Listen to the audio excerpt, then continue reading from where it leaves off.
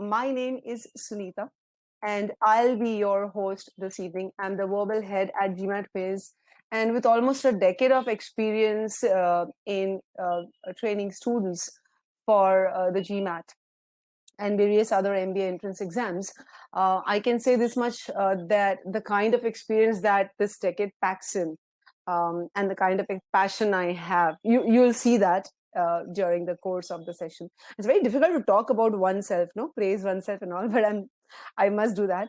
So, guys, my passion and my experience, both of them put together a really good punch. All right. So this webinar, we're going to talk about mostly how to solve SE questions with maximum accuracy and minimum amount of time. We'll get there. But before that, very, very briefly, very quickly, a little bit about GMATVERBAL for those of you who don't know about us. We pride ourselves on being the world's only truly personalized course. Okay. What does this personalized course really mean? Okay, so what do we bring to the plate? We bring to you a personalized study plan. Okay, and when we talk about personalized study plan, it means a study plan which is customized according to your needs.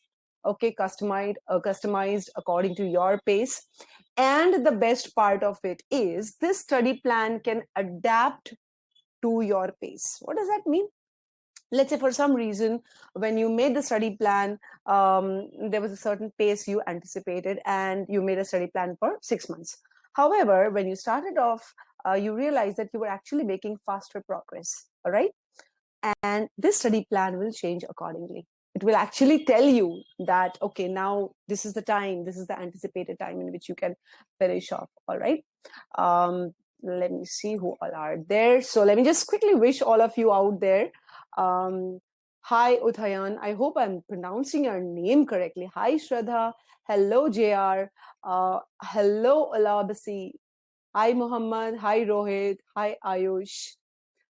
Very nice to see all of you here. And I can see a lot more of you out there, guys. I mean, it's almost 100 of you. Yeah, almost 100 of you out there. So please, a very warm hello to all of you once again. Hi, Shreyam. And we'll keep, I want you guys to interact. Hi, Anubhav. Nice to see you. I want you guys to keep interacting with me, all right? Keep talking to me throughout this. So let me just quickly complete this intro about GMATVERBAL. And I was just telling you what this truly personalized thing means. So one of the things that is truly, truly, truly personalized is the study plan.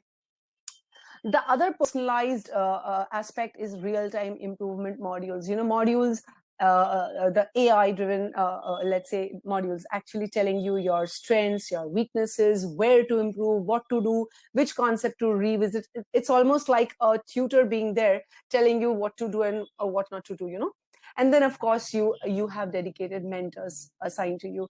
You can reach out to us and talk to us, discuss your progress or the lack of it, as the case may be. So really, truly personalized course. And all of this has given some really wonderful results. And these are verified results, okay? GMAT Club verified results. We pride ourselves, again, on being the highest, differential point achiever. So our students, the highest a student has achieved in terms of difference in score of improvement is our student, okay? 116-point improvement. Okay, you can see the comparison with some of the other top industry pioneers. Now, so all this is very briefly about us. Hi, Prakash. Hello, Dipali. Hi, Anupam. Hello, Sudeep. Very nice, very warm. Again, good morning, good afternoon, and good evening to all of you. Now, I'm going to hit off without more ado about asking you two very simple questions, guys, okay? And I want you to actively answer this, because the first step in rectifying a mistake or in trying to reach your goals, your desired goals, is to find out, first of all, what is stopping you from reaching there, right? To acknowledge what is really going wrong. All right. Hi, Dipali. Hi, Prakash. So let me quickly ask you those two questions. All right, guys. Now we'll talk about the current approach, right, guys? So I'm going to bring up a poll for you and ask you this question. So Debo has asked a question here, Debo.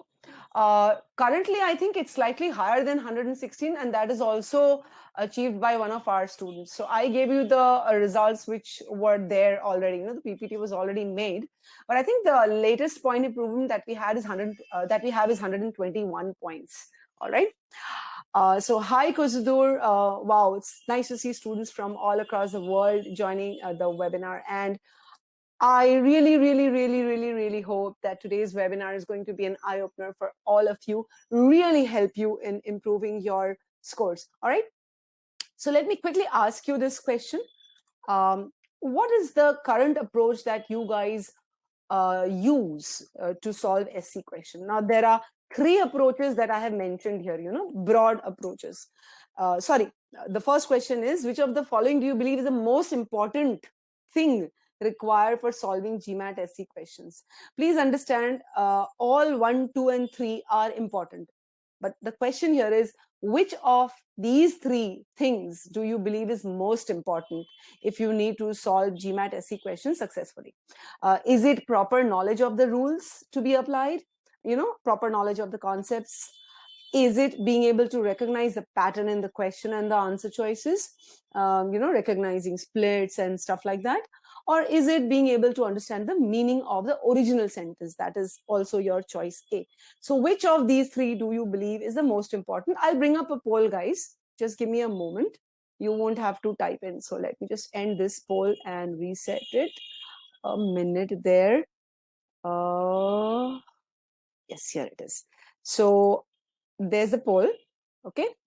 If you believe, see, again, I'm saying all three are important, but if you had to choose which one of these three is the most important, the emphasis being on most, then which one will you choose?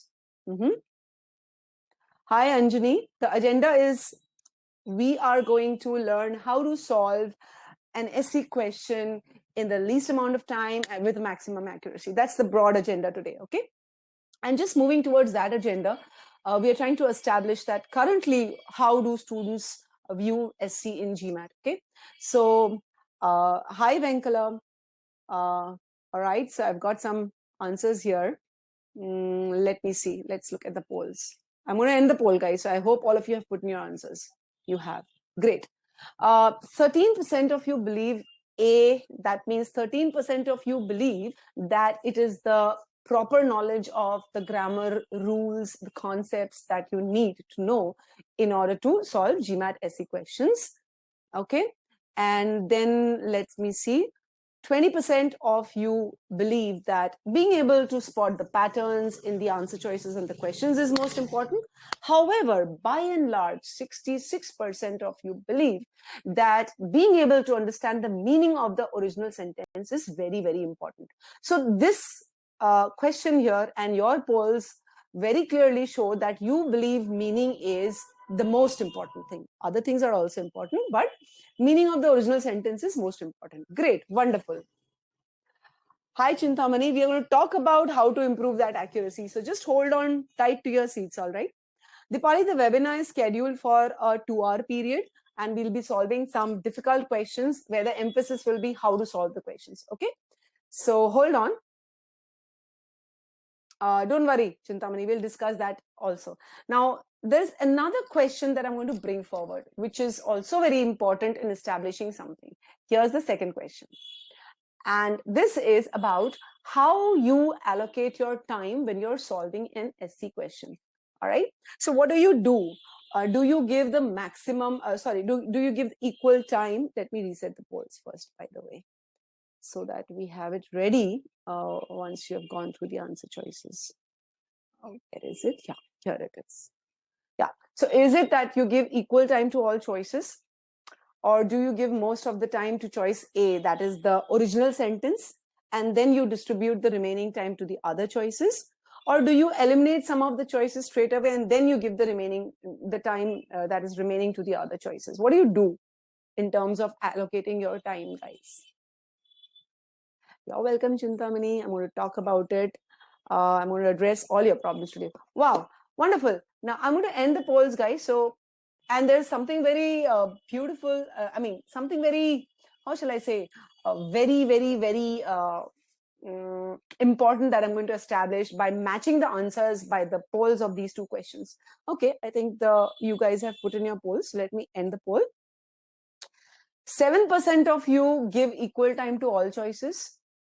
12% of you give most of the time to choice A. Only 12% of you give most time to A, although you believe that intended meaning or the meaning of choice A is the most important thing. If you recall the previous question, okay, 66% of you believe that the most important thing was the meaning of the original sentence, but only 12% of you believe in giving most of the time to the original sentence. In fact, 80% of you basically give most of the time to the choices. What does this really mean, guys? And this is what it really means. It means that you know meaning is important. You know this, but you don't know how to implement this meaning-based approach. And we're going to focus on that today. Okay? So every single example that we've taken up today, every single question will focus on what is this meaning-based approach and how do you really use it. Lots of institutes keep talking about meaning-based approach. Nobody really tells you how to really go down that line. Okay, so we're going to talk about that. Okay, but one more thing before we talk about that. Now, these two questions have really established that you know meaning is important, but you don't know how to implement the meaning-based approach. And that kind of stops you from achieving the accuracy in SC section. All right.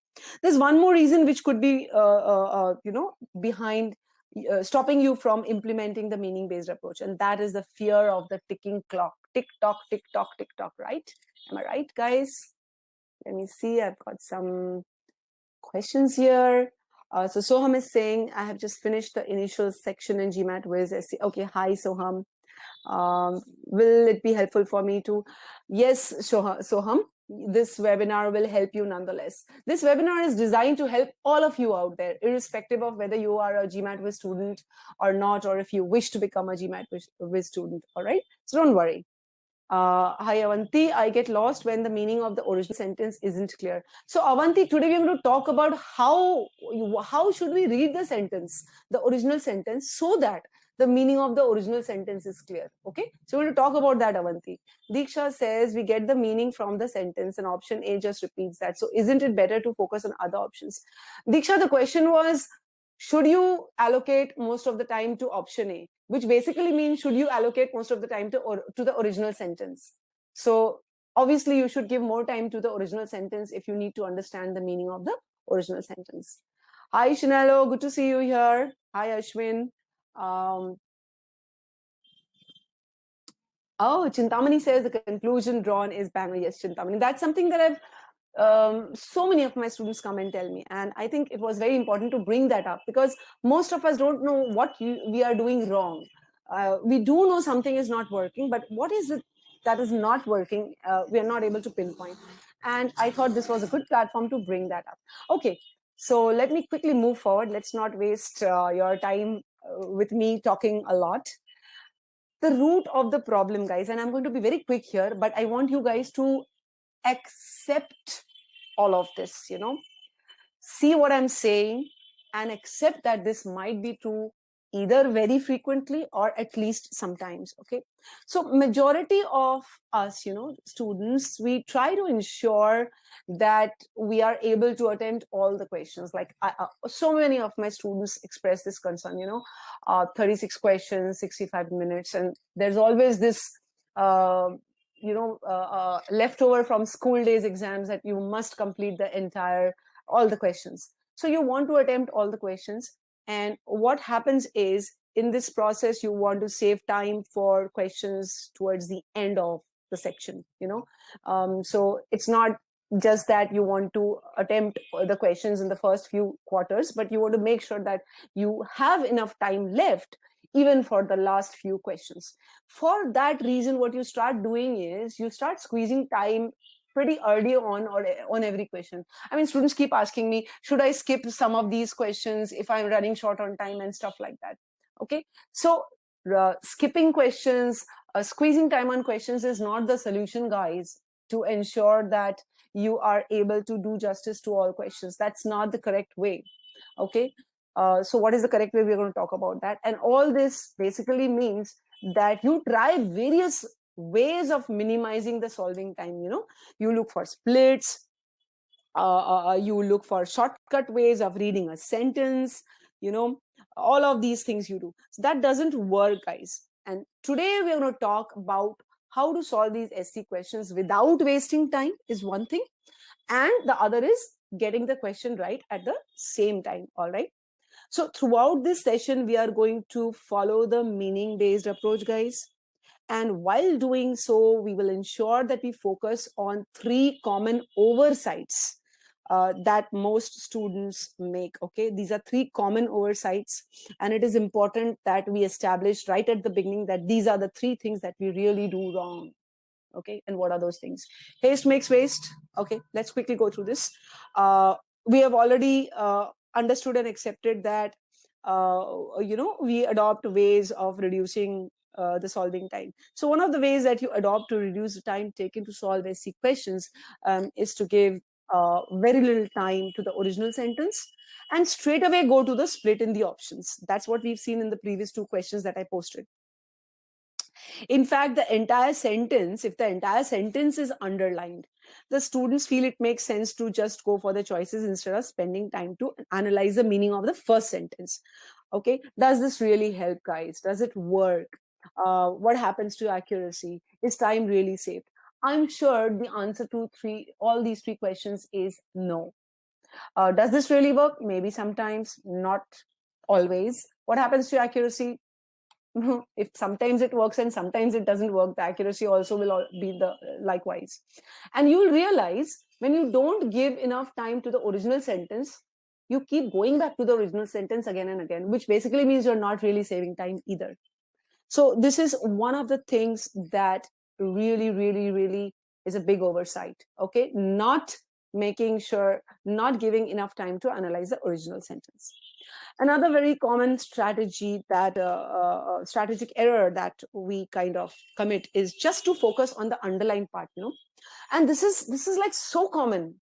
I'll give you some examples today. I have some questions where students kind of focus mostly on the underlying part. Somehow the non-underlined part takes a back seat. Okay, and then what happens? In such cases, it's easy to miss out on the subtle nuances. What does it mean? Perhaps something in the non-underlined part might be somehow making sense or not making sense with something in the underlined part. But if you don't read the non-underlined part carefully, you're going to miss out on that, right? You might not be able to choose the correct choice just because of this. So you must spend ample time and equal focus on the entire sentence, underlined or not. Okay. Finally, another thing that's not really a strategy, but it's important enough to be mentioned here. Often students focus more on rules, guys. Okay, there's a not only, that means there must be a but also. Let me just look at the but also options. Okay, don't do this.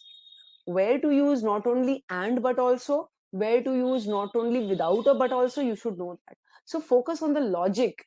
It's not that you should not look at the concepts, do that, but the logic makes more. I mean, in fact, at GMATViz we teach students to choose the correct answer choice only if it fits three things. One, it's clear. Two, it's logical.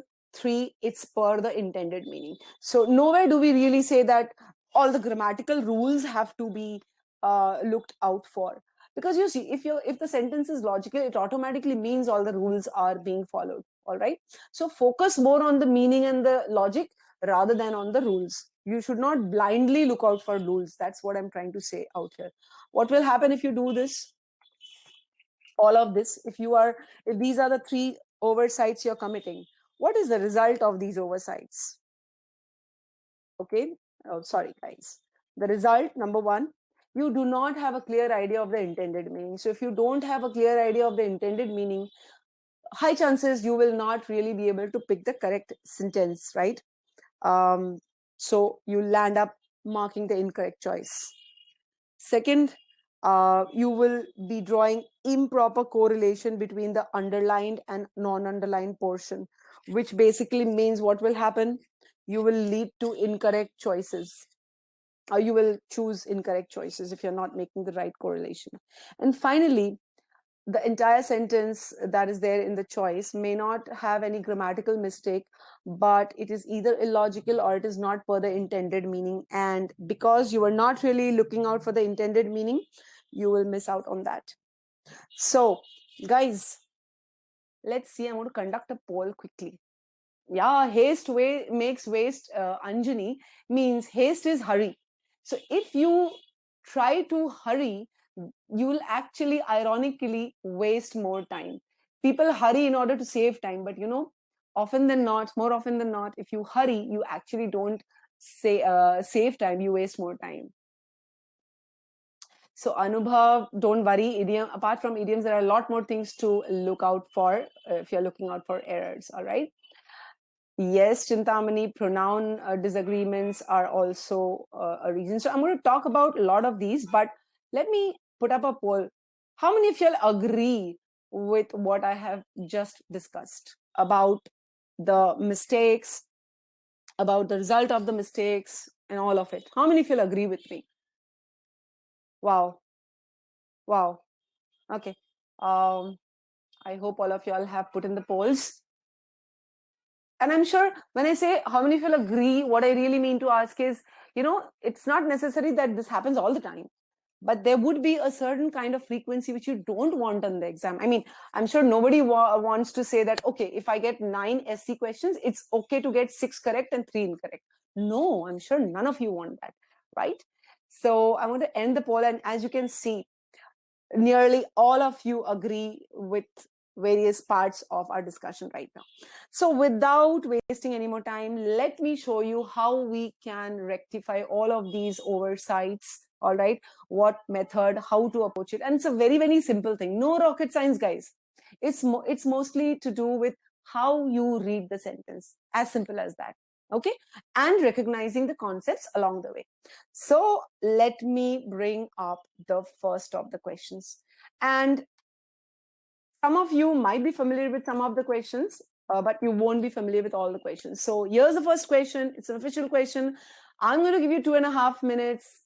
Get started. I'm going to mute myself in the meantime. All right, guys? In the polls, do so, please. Okay? And once again, let me remind you, the point is not whether you're getting it correct or not, because oftentimes you get the question correct, but not for the right reasons. So if you're not getting it for the right reasons, it's almost as good as getting it wrong. Because in the exam, you might actually make the same mistake, things could go anyway, hit or a miss. So the right reason is very important, and we're going to talk about that. Okay, guys, I can see the polls are all done and up. So let me end the poll. Let's see, 9% of you, and now there are over 100 of you here. So 9% of you believe it's A. Small 2% believes the correct answer is B. 25% of you believe it's C. 50% of you believe it's D. And 13% of you believe it's E. So there is quite a division out there. The nearest two contenders are C and D. So let's see whether C is correct or D is correct. And most of all, let's realize whether we were able to analyze the sentence correctly, or is it that we got something right but not for the right reason. So that's going to be very, very, very, very important, guys. All right, let me get started now. Just a small request. I'm sure you would have doubts, your own doubts. Okay, so just hold on to your doubts till the end of the discussion of this question. At that point, I will give you time to ask your doubts. It is also possible that once the discussion is over, your doubts might get resolved automatically. Okay, so let's get going, guys. Yeah, here we go. Now, this is the first step of the meaning based approach. And again, those of you who are GMAT students, you would already know this, but this is what we teach. This is the step by step, let's say, process which we are going to discuss here. Remember, I told you at the beginning, we are going to focus on the meaning based approach, because a lot of us know that meaning is important, but we don't know how to derive that meaning. You know, some of you were telling me that you kind of forget the intended meaning, or you get confused with it. So here goes. The first step is to not read the entire sentence in one breath, guys. Like most of the students that I have encountered initially, you know, they just read the entire 40-50 word long sentence in one shot, and really you expect that you will understand the entire meaning in that one shot reading? No. Then what do? You come back and you reread that sentence the second time around, and then possible third time around. We won't do that. We won't waste time that way, okay? If you're going to read the same sentence thrice, why? All right, let's get back. Here's how I suggest we read. So when you see transition words like while, because, although, though, always made a point to focus on that. So right away we start with while, and I'm telling myself, okay, this could be a contrast. This could also mean we're talking about some time frame, you know, something happening simultaneously. So with that thought, I proceed. It costs about the same to run nuclear plants. And I stop here and I ask myself, what does this it represent here? What costs about the same? So far, I don't have any antecedent for this it. And therefore, it could be what we call a placeholder. You know, you use it as a pointer. Say, for example, when we say it is raining. So the it here is not really pointing to anything. I mean, if at all, it's saying rain is raining. All right, so it is acting as a placeholder for rain. Or when you say it is 2 o'clock, so the it is actually acting as a placeholder for, like, time is 2 o'clock. So here it costs about the same. I don't really know what costs, so I'm thinking either it is going to refer to something which is going to come later on, or it is acting as a pointer or a placeholder. All right, so while it costs, and here it is in that sense a pronoun, costs is a verb, and the subject and verb agree in number. Let me proceed further. Something costs, so it costs about the same, so roughly the same to run nuclear plants. When you are saying roughly the same, clearly there's going to be a comparison. Same as what? And then bang on target comes up. It costs about the same to run nuclear plants as other types of power plants. Now, what am I comparing here?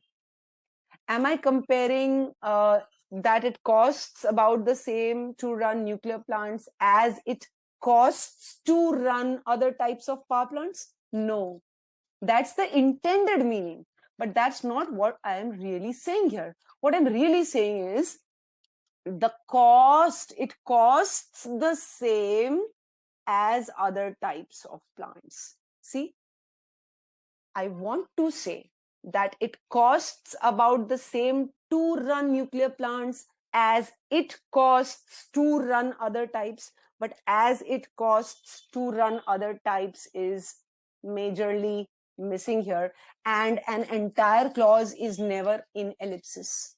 Okay, you can have a simple word or a phrase which is not mentioned there, not repeated there, and we will see that further in this question. So for those of you who didn't check for this error, all right, realize that the comparison is illogical here. You're comparing the cost to the other types of power plants. It costs the same as other types.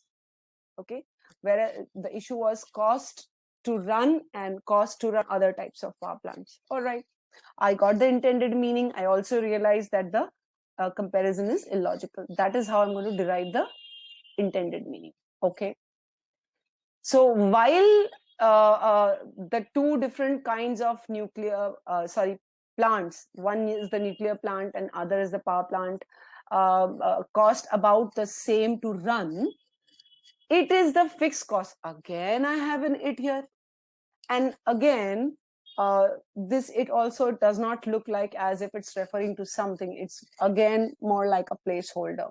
It is the fixed cost.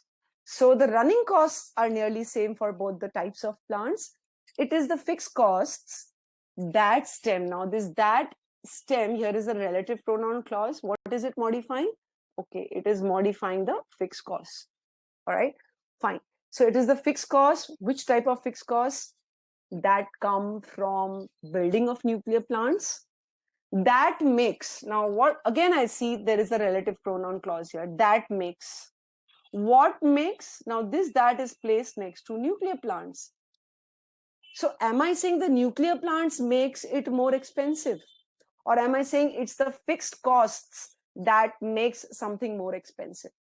So what we are trying to say here is probably that while the running costs are same, the fixed costs are different for the two kinds of plants. Okay, if you're building a nuclear plant, the cost makes something more expensive. Again, you have an it here. Makes what more expensive? For them to generate electricity. This them probably should refer to the nuclear plants. Again, I would rather have clarity about it. So bit by bit, the meaning that I've got is the cost of running nuclear plant is about the same as the cost of running other types of plants. And there I have the first error in this sentence. Okay, the comparison is not logical. Then we are saying there are fixed costs that occur from building nuclear plants. But because of these fixed costs, so this but is justified by my while, but because of these fixed costs, electricity generation by nuclear plants is more expensive. That's the feeling I'm getting. Okay, so the fixed costs are higher for nuclear plants, and that makes the electricity that they are generating more expensive than the electricity that is generated by other types of power plants. So guys, for those of you, yes, is this process clear? So Alok, right now, because you're not naturally doing this or adopting this process, this is not intuitive for you. It looks that it's going to take a lot of time, but think about it that you're doing it in your mind. How long does it take to break a sentence and read? All right. And Alok, you have said that there are 5 types of answer choices. It's not just that. You are again categorizing and giving more emphasis on patterns. In my experience, in my research experience, I have seen that patterns sometimes fail us. All right.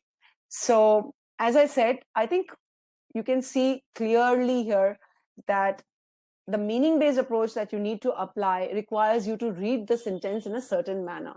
And although it's more time consuming, think about it. When you reread the same sentence 3 times, 4 times, when you come back to it, when you go through the choices, you're confused. Aren't you taking up too much time?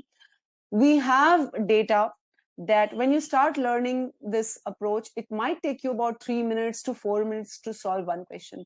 But once you have adapted yourself to this approach, the time comes down to 1.5 to 2 minutes for an SE question, depending on the difficulty level. Okay.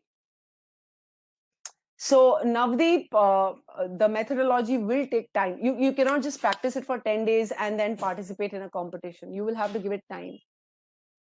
Okay. So as other types say, there is an issue because there is something missing before other types. What you want to say is it costs the same to run nuclear plants as it costs to run. Okay. So this subject verb, this small clause is missing, and an entire clause cannot be eliminated like that. All right. Girish, the first option is always the same as the original sentence, the underlined portion of the original sentence. It is always the same. So choice A is always the same as the underlined portion in the original sentence. Yep. Okay. Alok says there are 5 types of answer choices. So let's not say 5 types of answer choices. There are basically 4 choices and 1 is the original sentence. Okay. And you won't need to spend this much time on every answer choice because a lot of answer choices are structured in the same manner. You will only spend time on those answer choices where you cannot spot the errors. Okay. What do I mean by that? We will discuss. Okay. So just hold on to your guns I think I've answered most of the questions there. Wonderful. Swamava, I hope, no, Swarnava, I'm so sorry. Swarnava has asked a question. How many days would it take to master this approach? Let me put it this way. It's not how many days, but what kind of practice would you need to master this approach? So you would need to approach questions, consistently using this approach day after day. And how do you know you're following the correct approach? Somebody has to point it out, right? Nobody gives you detailed solutions like these. It's only our questions which have every single solution written down in a very, very detailed manner. So once you have solved a question on a quiz, how do you know that you have solved it correctly? You need to have that approach right there in front of you.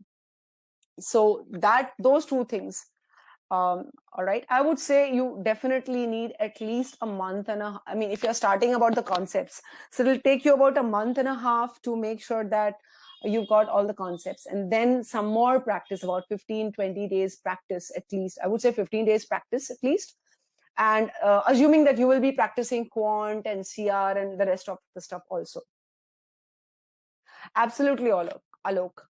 Many times is a correct answer, and if you cannot find any error, you have to identify all the other choices.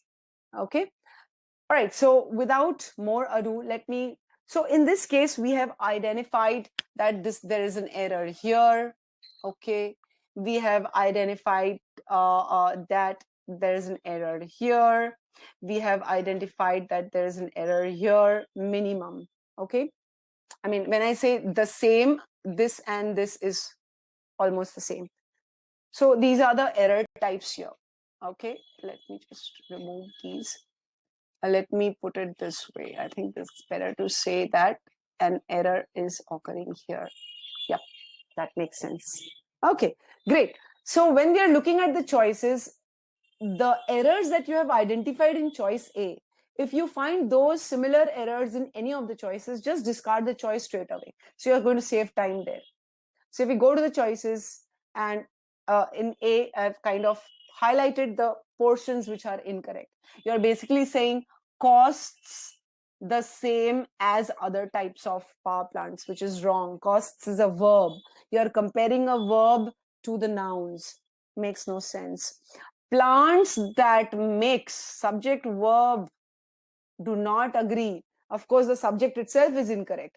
You wanted to say the fixed costs make the electricity more expensive. So A is out, and we're going to look out if other choices have the same error. Now, in this case, the structure is changing. So Alok, when you come across this type of choice where the structure is changing, you must read the sentence. All right. It costs, okay, the same to run nuclear plants as for. What is this for doing here? Okay, again, what we are trying to say is as it costs for, but it costs becomes a clause, and we don't put an entire clause in ellipsis. You're again comparing the verb to a noun in a prepositional phrase. That's one error. Second error is the placement of this they. Whereas the electricity they generate, now which kind of power plant are we supposed to be referring? If you look at the original sentence, okay, where we were saying that for them, the them probably referred to the nuclear plants. It was like easier to assume that because of the proximity. However, the way this is placed, it could mean that the electricity they generate, they could refer to the power plants, which is nearest, or it could refer to nuclear plants, which is not so close, because there is no rule saying that a pronoun always refers to the nearest noun. Okay, so B is also out. C, even though, so we have a contrast here, maintaining the contrast, even though it costs about the same. Again, that it costs, it keeps bothering me, but so far it's the same. It costs the same as for, so we are still comparing the verb and the noun. Okay, and then we are saying it is the fixed costs that stem from nuclear plants that makes, again, so you are not going to spend much time here, right? You've already identified these errors in B, and see how the time is going to be reduced because you spent enough time on the original sentence. Okay, they, who is this they? The nuclear plants most likely. Okay, so I'm going to leave that alone. But C is nonetheless incorrect. 25% of you marked C. I hope you can see why it is incorrect. The plants don't makes the, plants makes, that itself is wrong. Okay, it's not the nuclear plants that make the electricity expensive. It's the cost of building those plants that makes the electricity more expensive. So C is incorrect. The correct answer is D. But did you get it right for the right reasons? Let's see. While the cost, now notice how the cost here is a noun. The cost is about the same. So the cost of running nuclear plants is about the same as cost. So the same word can be in ellipsis. We need not repeat it. As the cost for, again here, there's another part which is in ellipsis. Cost for, sorry guys, give me a moment here. Cost for running other types of power plants. So there we have two words which are in ellipsis and which is fine. It is accepted. So while the costs are same for both types of plants, the fixed costs that stem from, see the change in structure, the fixed costs that stem from building nuclear plants make. This is the verb, this is the subject. Subject verb agree in number. So it is the fixed costs that make the electricity. They, here I'm going to again accept that the they refers to the nuclear plants. So makes the electricity the nuclear plants generate more expensive, and B is correct. But again, my point is, were all of you who got D correct and 50% of you did mark it for the right reasons. Okay, not just as, okay, maybe this is correct kind of thing. In E, the cost same as other types of power plants. Now here, if you see that for is missing, the for which could connect cost for running, but that's not there. So here you're comparing the cost with the types of power plants, which is incorrect. Again, the they here could be referring to power plants, could be referring to nuclear plants. Okay, and of course, if you read the rest of the sentence, a lot of, there is a slight change in meaning there. So the electricity they generate is made more expensive because of the fixed cost stemming from building nuclear plants. A very long way of saying something which could have been said in a shorter manner. So E is also out, guys. Yes. Quickly, your questions. I'll just field your questions. But I hope I've been able to address all your doubts related to the question itself. Let me see. Rohit says, okay. So choice A, Rohit is saying, does choice A also imply that it costs about the same to run nuclear plant as other types of plants, meaning nuclear plants are being run as the other plants, which is nonsensical. I don't think the running is the same. It's the cost that is the same. So I don't think it implies that the running of both the plants is the same. All right, they are being run on this, they are being run as the other plants. It's not implied. It's very clear that we are kind of talking about the cost for running and not the running itself. All right, Rohit. So I hope that answers your question. Hi, Rajavi. Which would be right to use, while or even though? Honestly speaking, even though is used where you're not really expecting something to do some function. So I would say while is a better usage here. So Alok says he's a working professional. Please guide me how much time I need to spend on weekdays and weekends for both verbal and quant sections. So Alok, I would say it also depends on what is the deadline you're working towards. Like how much time do you have before you take the exam? When are you planning to apply? All right. But I would say that at least try to dedicate a couple of hours to each of the sections. If you can't devote more than 2 hours a day, then devote 2 hours one day to verbal and 2 hours on the other day to quant. All right. Ideally, we suggest that you finish verbal first and then take on quant. But if you want to run the two things simultaneously, that is what you could do. Over the weekends, it's totally up to you. Like if you're giving time to your family, how much time and stuff like that. So Kushal wants me to repeat option D. I'll do that, Kushal. Give me a moment. So Chintamani, as is a huge concept, and we have a totally separate video lesson dealing with that. As can be used to compare two clauses. It's always used to compare two clauses. It can be used to identify the role of something. And I have a question coming up with that. All right. When we say as a teacher, it's my duty to do something. So I can compare as a role.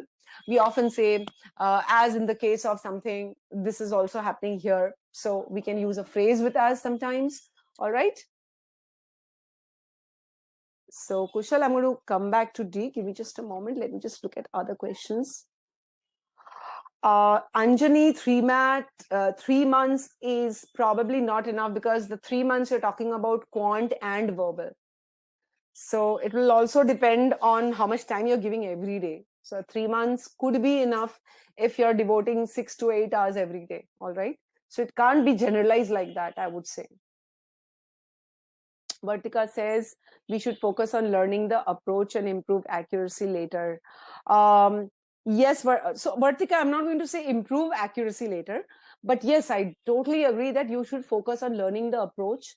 Once you master the approach, automatically your accuracy is going to improve. No issues there. Okay.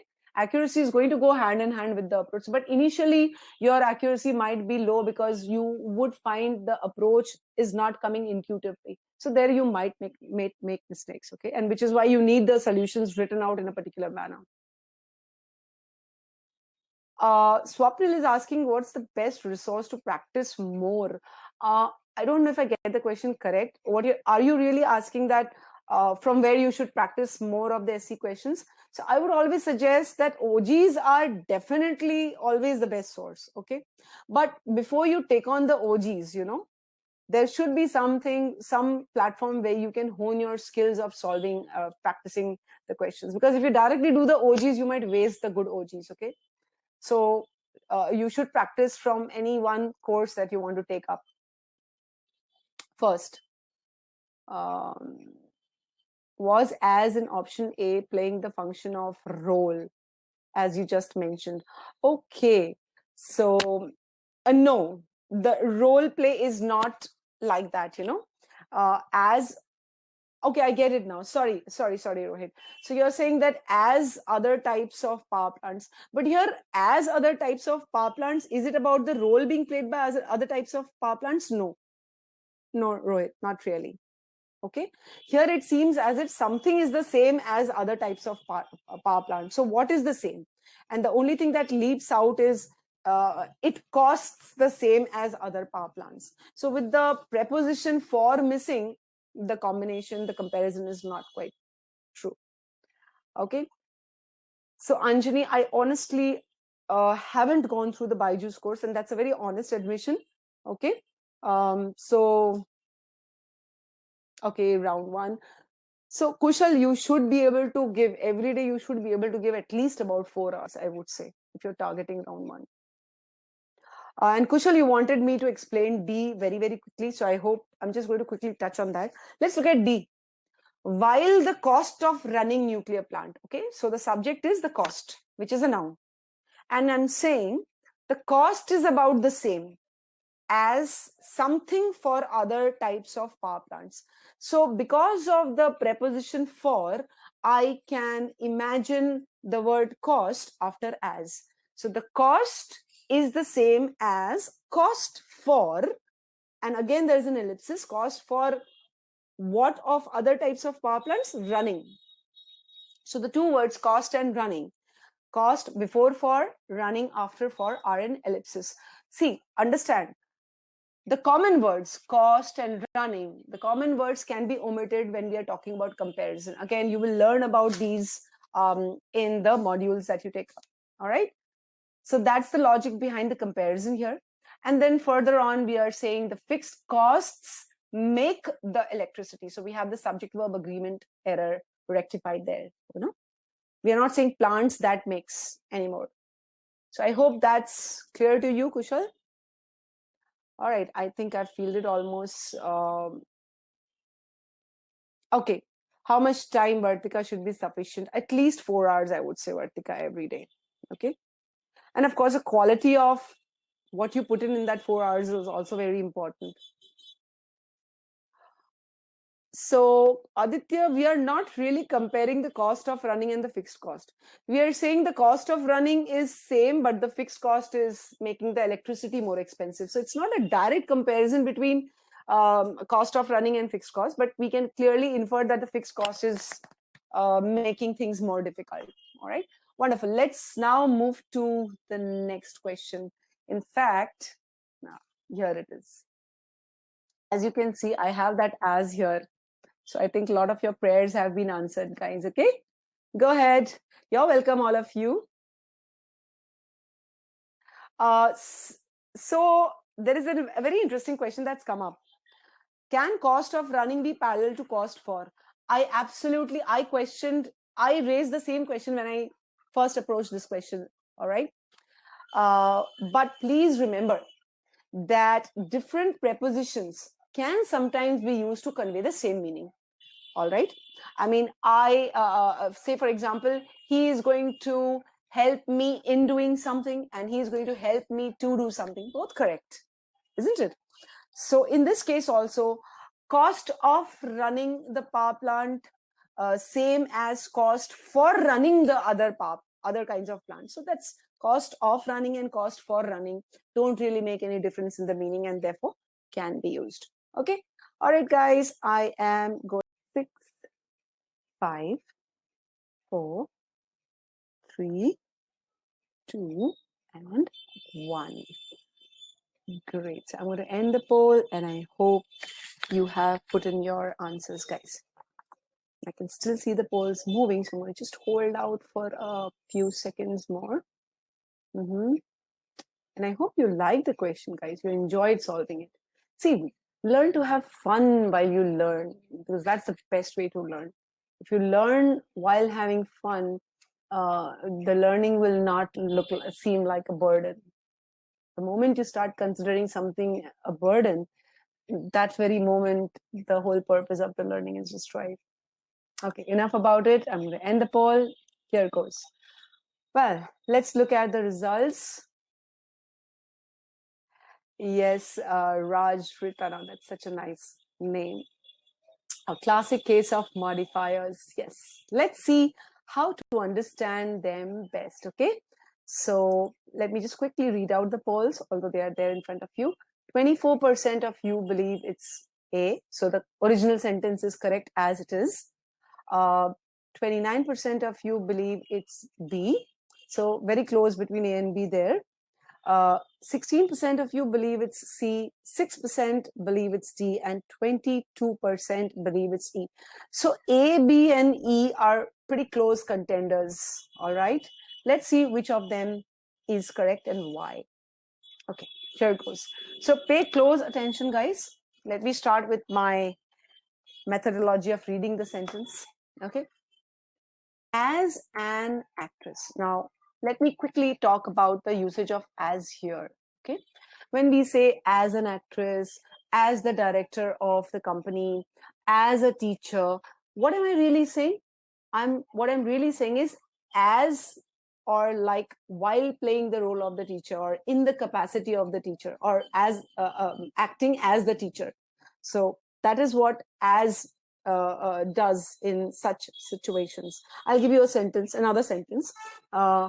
As the CEO of an organization, comma, okay, let's say any name, okay, Ayush, all right, as the CEO of an organization, Ayush has taken it upon himself to ensure the safety and security of all his employees. So here I'm saying as the CEO of an organization, it means Ayush is in the position of the CEO of an organization. He is playing the role, I mean, not literally playing the role, but, playing the role of the CEO of an organization. So when we say as an actress, so somebody is in the capacity of an actress, okay? And so there's going to be something else added to that, as an actress.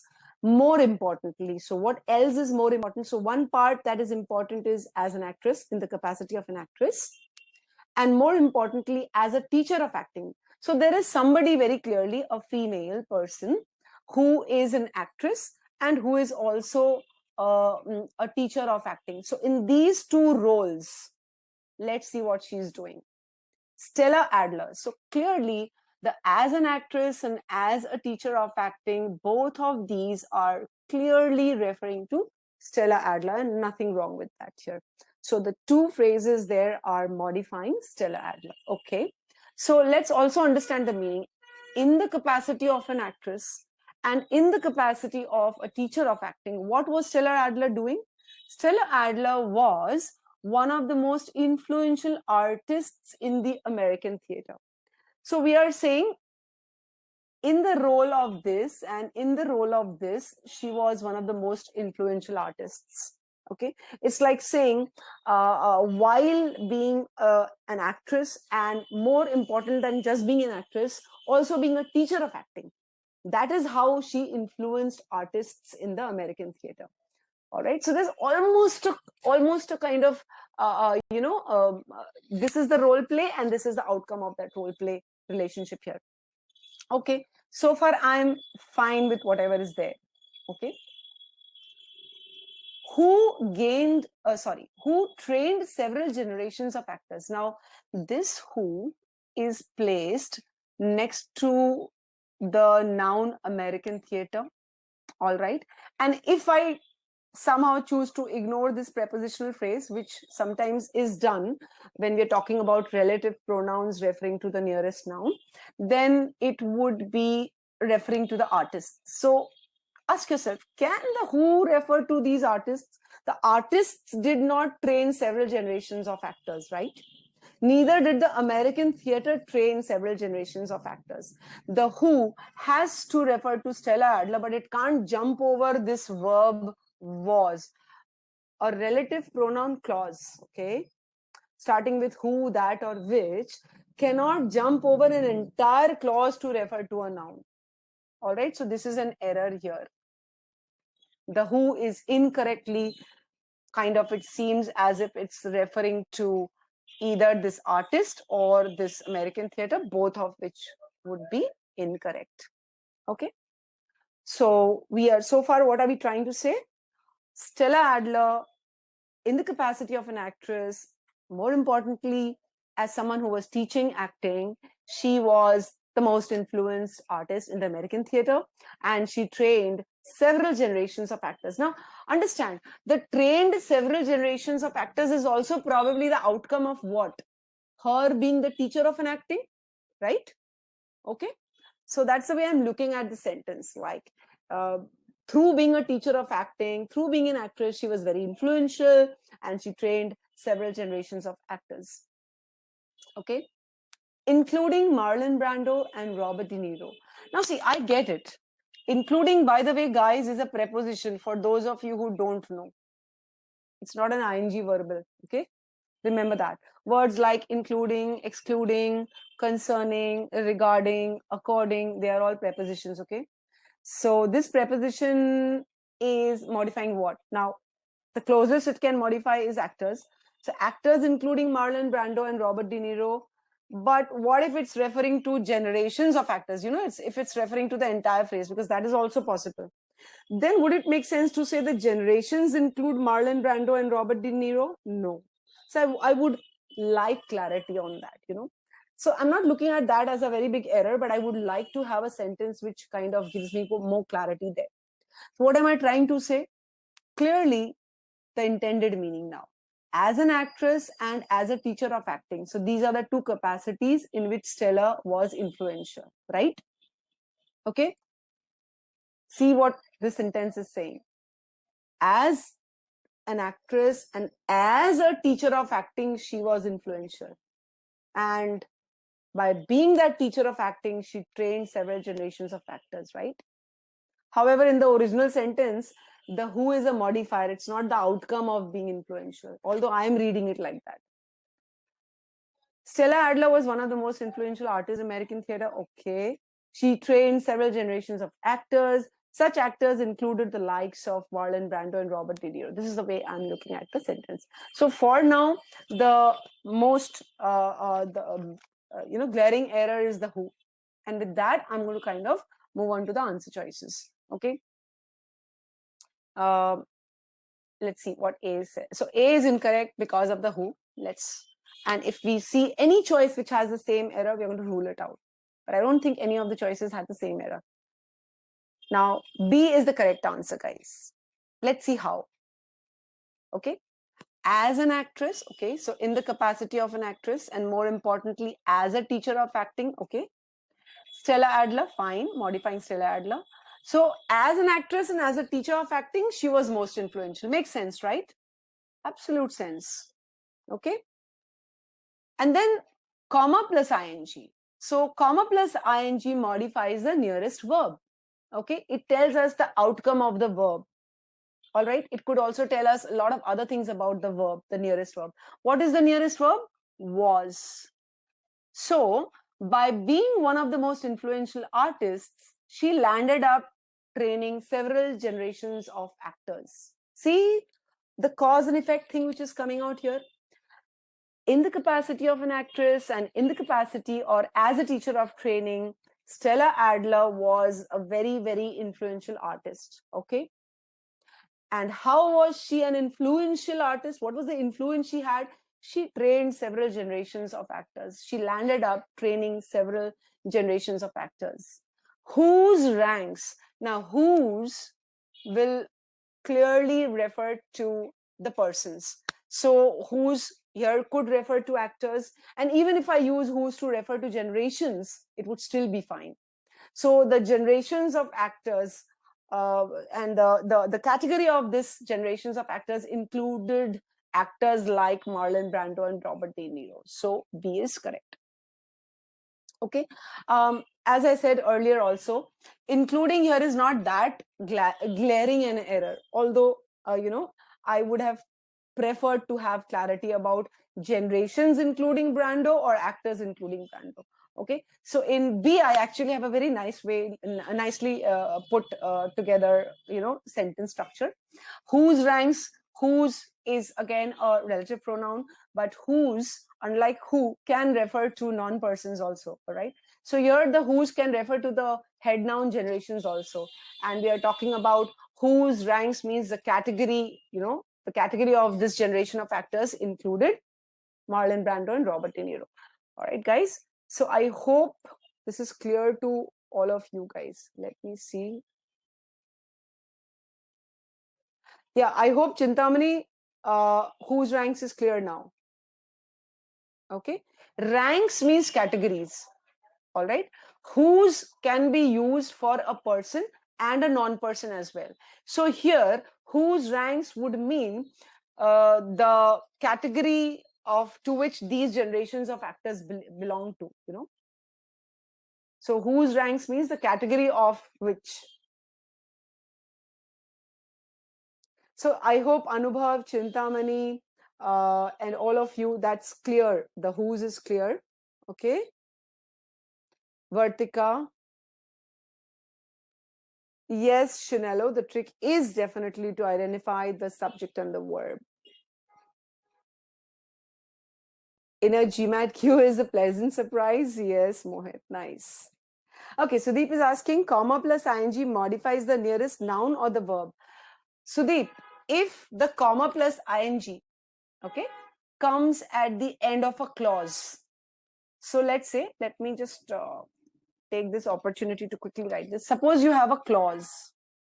Okay, so clause means you will definitely have a subject and at least a verb. After that, if you have a comma and then the ing, then this ing will modify the nearest verb. But if you just have a subject and then if you have a comma and then if you have an ing, then this ing will modify the subject, or which is the noun. All right. So Sudeep, I hope I have answered your question clearly. Let me see. Ritvik is saying the addition of common phrases like whose ranks is confusing. Don't let it throw you off. Again, as I said, Ritvik, earlier also, I was saying that always concentrate on the meaning. Okay. So whose, first connect the whose, then connect the ranks. All right. So whose here could refer to the actors or the entire generation of actors. And ranks would include the likes of or the types of or the category of. So one by one. So Swarnava is asking a question about tenses.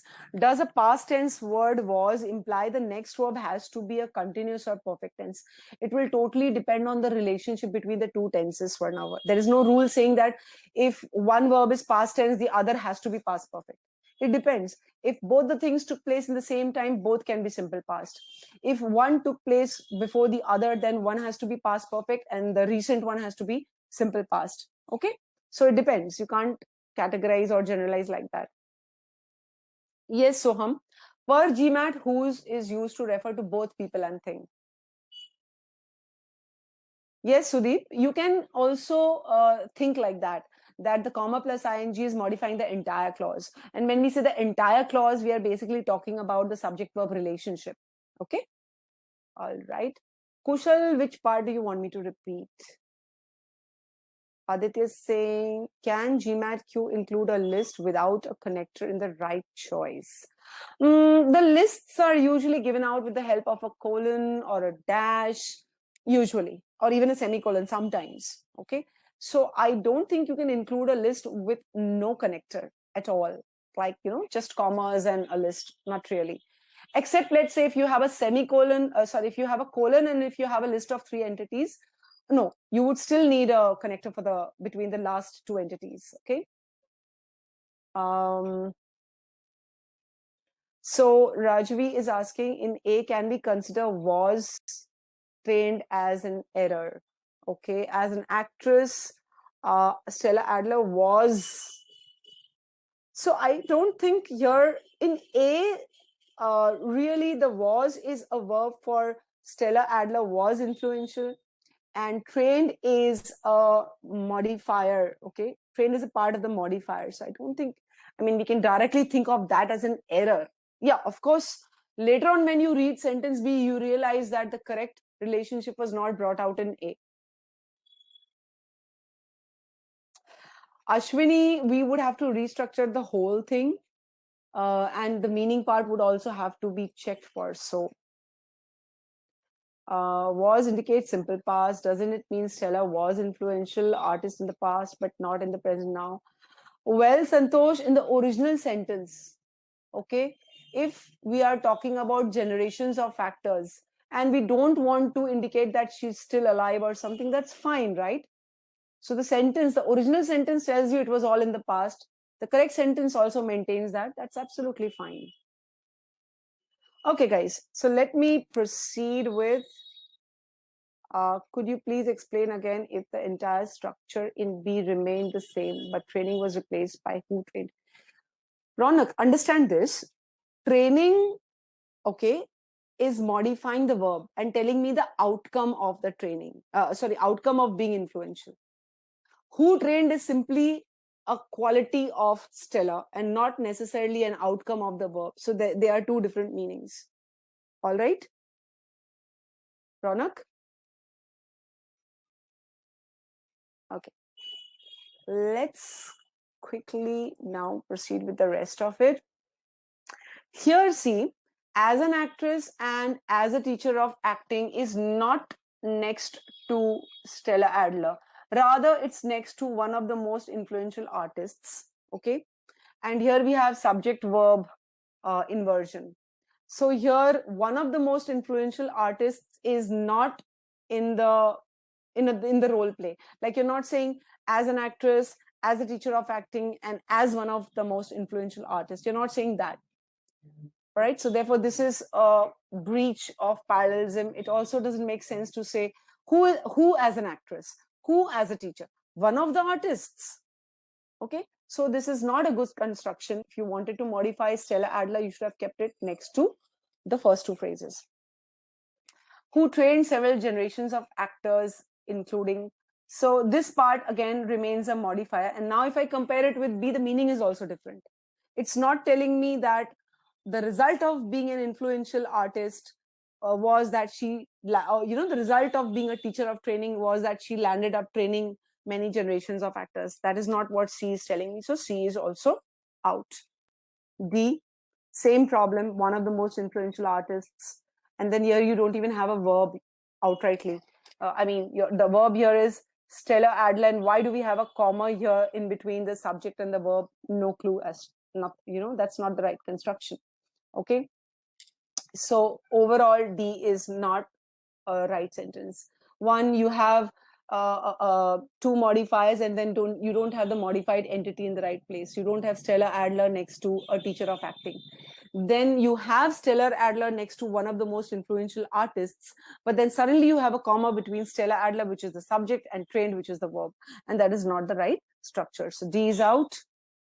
E, Stella Adler is fine here. So as an actress and as a teacher, Stella Adler. So as a teacher of acting, Stella Adler, okay, trained several generations of actors who include. Now this who is referring to actors or it is referring to generations? Most likely it has to, it can only refer to actors. So it can't refer to generations.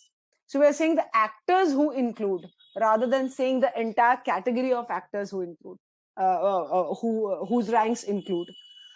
But the main problem is this piece. This is disjointed. See, whenever you place a modifier within commas, it becomes non-essential. Okay? Here, when you remove one of the most influential artists in the American theater, you are saying that this is just one of her adjectives. But if you look at the original sentence, the idea was as an actress and as a teacher, she was most influential. But this doesn't tell you that as an actress and as a teacher, she was most influential. So there's a loss of meaning there, guys. All right. Nothing really wrong grammatically with this sentence, but it is way different from the intended meaning. The intended meaning, if you recall, was that in the capacity of an actress, in the capacity, more importantly, as a teacher of acting, she was influential. So in what way was she influential? Through being a teacher of acting, through being an actress. And what happened because she was such an influence? She landed up training certain generations of actors. Okay. So I hope I have been able to kind of explain most of your queries away. Okay, we'll see. So Rajavi, sometimes we can just add a word here or there, but that sometimes something else is lost. So you're asking, let me see, let me just once again ask, you're asking, will D be correct if we add and before one of the most? So again, remember, one of the most influential artists was the outcome of being a teacher of training. Okay, so it wouldn't still be correct. Stella Adler was one of the most influential artists and had trained. This is wrong. So she was an influential artist afterwards, Chintamani, and the training already took place before that? No, not correct. Okay. Stella Adler was training several generations. No, Jasmine, the idea is not that she was training several generations. The idea is because she was such an influence, she landed up training several generations of actors. Okay. So I think what you want to ask is, when we are trying to understand the intended meaning, can we break it? Yes, I think so. We can. Absolutely. So wonderful. I think all of your queries are understood. All right, guys. So I think, so Chintaman, if you remove that had, we would say Stella Adler was one of the most influential artists and trained several generations of actors whose ranks. I'll tell you one thing. There is, the original sentence seems to connect the the actress and teaching part to the influence part, and the influence part to the training part. But if you just use an and to connect influence and training, that becomes two separate functions not connected to each other. Okay, so that I think would still be a loss of data. So Anubhav, splits can work in some cases, but again, let me emphasize, splits will work only when you have understood that the original sentence has a certain meaning. Otherwise, you could so easily land up choosing the correct choice for the wrong reasons and the wrong choice for no reason at all. Okay. All right, guys, let's bring up the next question. Here it is. And this is one of my favorite questions, guys. Okay. And you'll realize why. All the best. So you're welcome, all of you guys, for your thank yous. And let me quickly mute myself. 7, 6, 5, 4, 3, 2, and 1. Okay, I can still see the polls moving, so I'll just quickly wait for a few seconds. You know, this is one question where each of you must check out whether you got the question right for the right reason, guys. Must, okay? Because this is one question where you could have gone wrong so easily. All right. Let me end the poll. Yep. Okay, as you can see, 1% of you have marked A and 1% of you have marked B. 46% of you have marked C, and a very close 43% of you have marked D. A small 6% have gone for E. So redundancy and using perfect even when the sentence had a time marker. So bubble wrap, that is not the only reason why the wrong sentences are wrong. Okay. My question is to those of you who marked, let's say D as the correct answer or C as the correct answer. Okay. It's between C and D. All right. Could some of you tell me in the chat what answer you marked and why? Quickly. Because it's really between C and D, it seems. So my query is to those of you who marked either C or D, quickly in the chat box, if you could tell me, okay, I marked C and this is the reason, or I marked D, this is the reason. So I'm going to give you about 30 seconds to type in your answers.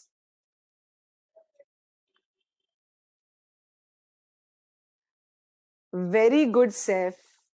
And I'm so glad you posted it. Okay, so good work, Seth. Anubhav, what is the reason behind your choice? Sam, you've just written one word and left it at that. Can you just explain that? No, Ritvik, that's not the point. I mean, making a synthetic growth hormone is the same as synthesizing the growth hormone, right? What do you mean by synthesizing? It means putting together, isn't it? Making. Okay, and making a synthetic growth hormone means you're making an artificial growth hormone. All right. So Aditya says he marked C. Scientists did not remove the hormone. Aditya, if scientists did not remove the hormone, who removed it? Somebody has to remove it, right? So that's not the right reason for choosing C. Okay, Rohit eliminated C because it says painstakingly removed. So painstakingly is a verb modifier, an adverb, Rohit, and the problem is not exactly painstakingly removed. All right. Anubhav, before learning, scientists did something. All right. So what have you marked, Anubhav? I kind of, your answer is D. Okay. Before learning, scientists did something. And what is it that they did? Anubhav, ask yourself, what is it that they did? Rajrita says she chose D because she thought the learning of making is still present in the current day. Actually, the question has got almost nothing to do with tenses, guys. We'll talk about that. Olabisi says, cause C changed the meaning from make to synthesize. Okay, guys. So remember, now this brings me to a very important aspect. Oftentimes you will see in SE questions, something's position is changed. Sometimes some words are deducted from the original sentence. Sometimes some words are added. Okay. Sometimes some words are replaced. So addition, subtraction, replacement, displacement. These are the four kinds of changes that you must be like watching very, very vigilantly. And every time you notice the change, ask yourself whether it is correct or not. So we'll discuss that also. So Jasmine, we'll see whether the meaning in C is changed. Sudeep says scientists learn to, and it modifies growth hormone and past event. It can only refer to a noun, Sudeep. So I hope that's clear. Atul says C is correct. Extracting synthetic hormone is, wow, Atul, and I think Saif also said the same thing. I'll come back to that. Good work. Very good. Okay. So let me see what some of the others have said. Wow, I love the fact that so many of y'all have answered. Thank you so much, guys, for making this such an interesting session. Okay. So Gaurav, A is incorrect because removing it painstakingly is not a clause. Absolutely. A is incorrect because of that. Diksha chose C because one thing occurred before the other. So one had to be the past perfect. So Diksha, if you notice, the word before also tells you what happened earlier. So you don't have to use the past perfect. All right. But so see, Diksha, different reasons for choosing the same answer choice. Which one is the correct reason? Okay. D, in my view, changes the intended meaning. Okay, Chintamani, good.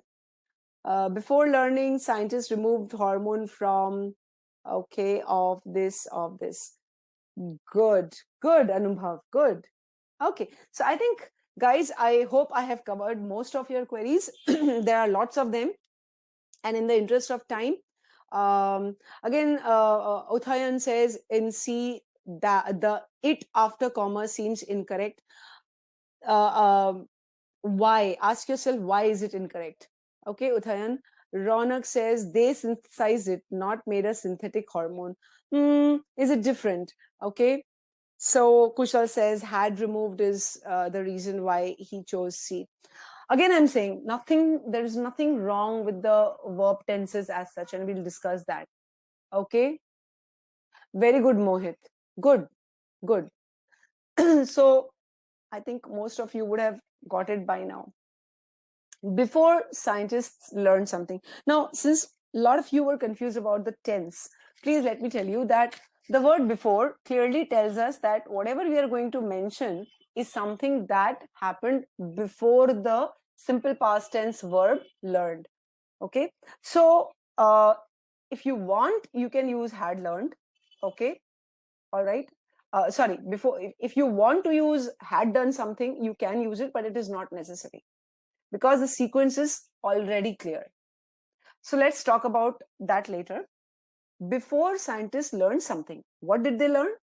How to make a synthetic growth hormone. So here we are basically saying before they learned how to make a synthetic means artificial, right? Okay. So there is a growth hormone, and before they learned to make an artificial growth hormone, obviously they can't learn to make the natural growth hormone, right? Before they learn to make a artificial growth hormone, what is it that they did? So this whole thing is a dependent clause. Okay. um, it cannot be independently written as a sentence, so I'm expecting that what will follow will be an independent clause, but I don't actually have it. I just have comma plus ing removing. So who is removing? Okay. So here clearly removing should refer to the scientist, right? Before they learned how to make this growth hormone artificially, they removed it. Now, what is this it going to refer to, guys? The it is going to refer to this whole thing. They removed it. What did they remove? They removed the synthetic growth hormone. If they did not even know how to make the synthetic growth hormone, okay, how could they have removed the synthetic growth hormone from somewhere? I mean, if I haven't even discovered, let's say, okay, for want of better word, if I haven't discovered X, how can I remove X from somewhere? Doesn't make sense, no? They must have removed something else painstakingly in small amounts. From where? From the pituitary glands of human cadavers. So let me understand. We are talking about the time when scientists did not know how to make an artificial growth hormone. Okay, so before they learn to make that artificial growth hormone, or let's put it this way, before they learn to artificially make a growth hormone, they removed the probably naturally occurring growth hormone from the dead bodies of humans. Okay, you cannot remove a synthetic hormone from the human dead body. Please understand that. So what we are really saying is, before scientists learned how to make an artificial growth hormone, they had to do something. They had to remove the growth hormone with difficulty. Okay, the growth hormone, not the artificial growth hormone, from some source, probably where this growth hormone existed. So the artificial growth hormone cannot exist because they hadn't even learned how to make it. And that source was the pituitary glands of human dead bodies. So there is a huge logical error in A. And while some of you did choose the correct answer for the correct reason, most of you chose the correct answer for the wrong reasons. So see, this kind of getting questions right is of no use, because it can go any which way in the actual exam. All right. You therefore need to learn to read the sentences correctly. You need to train yourself. You need to identify whether you're doing it correctly or not. You need to have a course which tells you you're on the right road, for learning the right approach. Okay, so let's say A is incorrect because first we have a dependent clause and no independent clause. That's an error. Secondly, the it refers to synthetic growth hormone, which is illogical. So A is out. In B, straight away you can rule it out. You don't have to spend time. The it here again refers to the synthetic growth hormone. Okay, so it's not the synthetic growth hormone they had to remove. Now the other thing, had learned here is talking about before they had to remove. Now in had to remove, the had to is not the verb. The verb is remove. Had to tells us that it happened in the past, and it had to happen. There was no other choice. Okay. So the had learned is past perfect because it happened earlier. Sorry. They had to remove is going to be first. So this had learned is wrong. I'm so sorry, guys. Okay. So we don't need the had learned here because we are saying before doing it, they had to remove it. So removing had to take place earlier. This is event 1. And normally event 1 is placed in the past perfect. This is event 2, the later event in the past. Okay. And this should not be placed in the past perfect. So the issue with B is of the tenses, but I would say you don't even need to look at that. You just look at the it here, and you look at the synthetic growth hormone and you rule it out. Okay, so B is out, guys.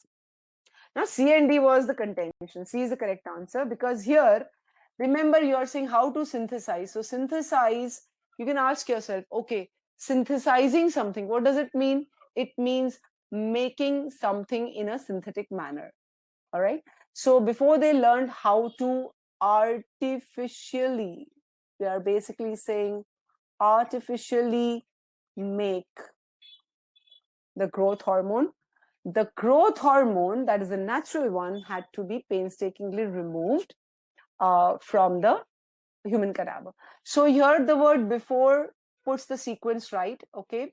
So they learned how to synthesize later, and before that they had to remove. So the sequence is also fine. Okay. And C is correct. Now what's wrong with D? Before learning how to make a synthetic growth hormone, same thing. Synthetic growth hormone had to be removed. Okay. Therefore, D is out. See? So once you've analyzed, if you had spent enough time on the original sentence, you would have got it that the it for synthetic growth hormone is incorrect. You would have been able to rule out 3 choices just based on that. And the contention would really have been between C and E. And then you would have realized, as most of you have, that E cannot be the correct answer. Why not?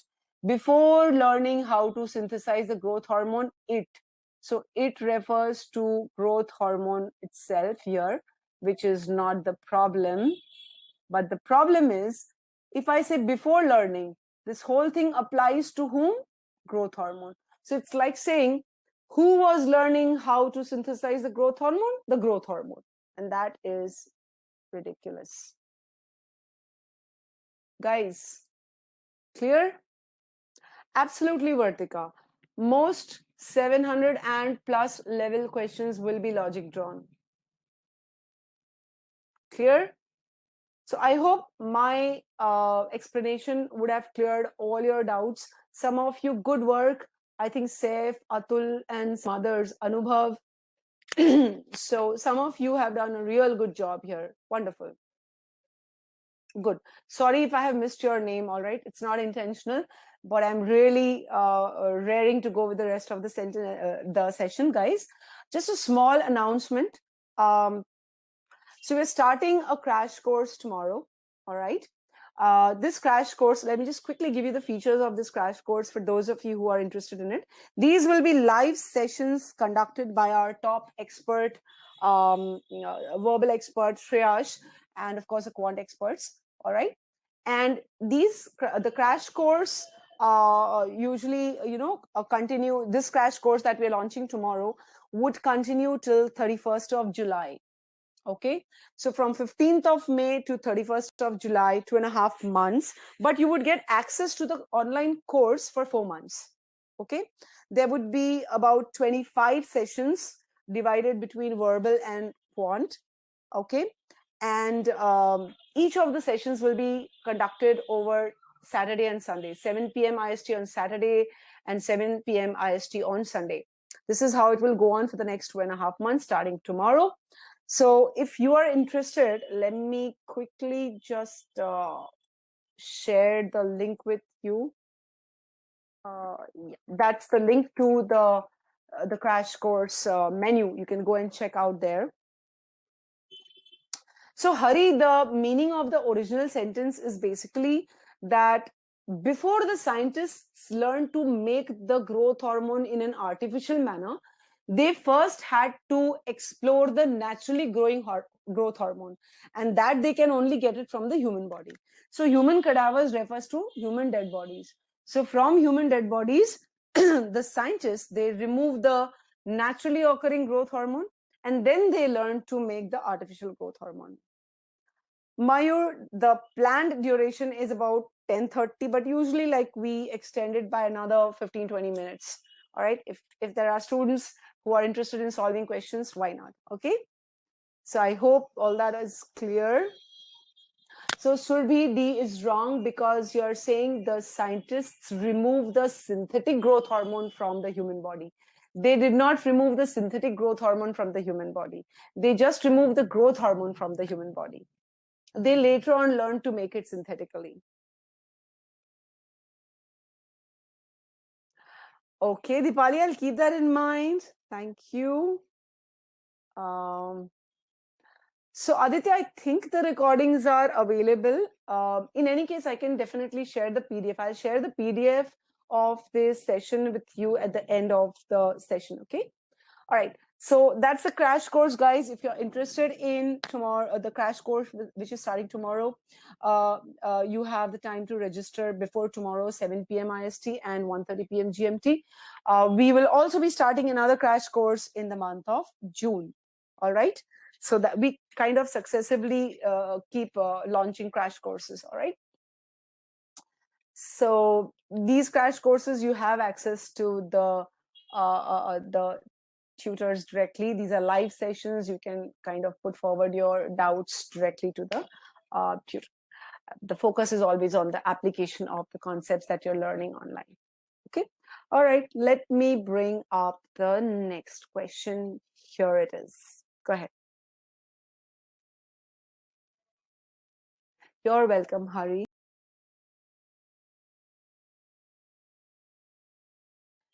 Okay. I'm going to start my countdown. So please put in the polls if you haven't already done so. 10, 9, 8, 7, 6, 5, 4, 3, 2, 1. I know, weird way of counting, no? Okay, let me end the polls. Now, the polls tell me it's really a competition between B and C, although we do have a fair number of takers for D as well. So B is 44% of you, 37% of you go for C, and 18% of you believe it's D. Okay, I think for some of you, the session might have already benefited you into choosing the correct answer on this question. All right, that's what I would love to believe, but it may be simply that you were able to see the error for yourself nonetheless. Again, the focus will be whether you got the question correct for the right reason, or did you just mark it out of an intuitive feel good thing, or this sounds better than the other. We don't want that sort of intuitive answers. All right, so let's quickly look at this question. A new study suggests something, and then we have the connector that. So what does the study suggest that is going to be revealed?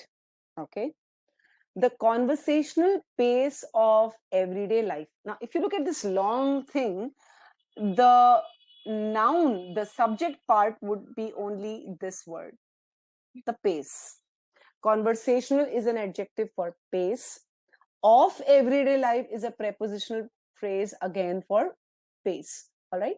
So this pace as in speed of everyday life may be so brisk. Again, so here is emphasizing on the degree of the pace.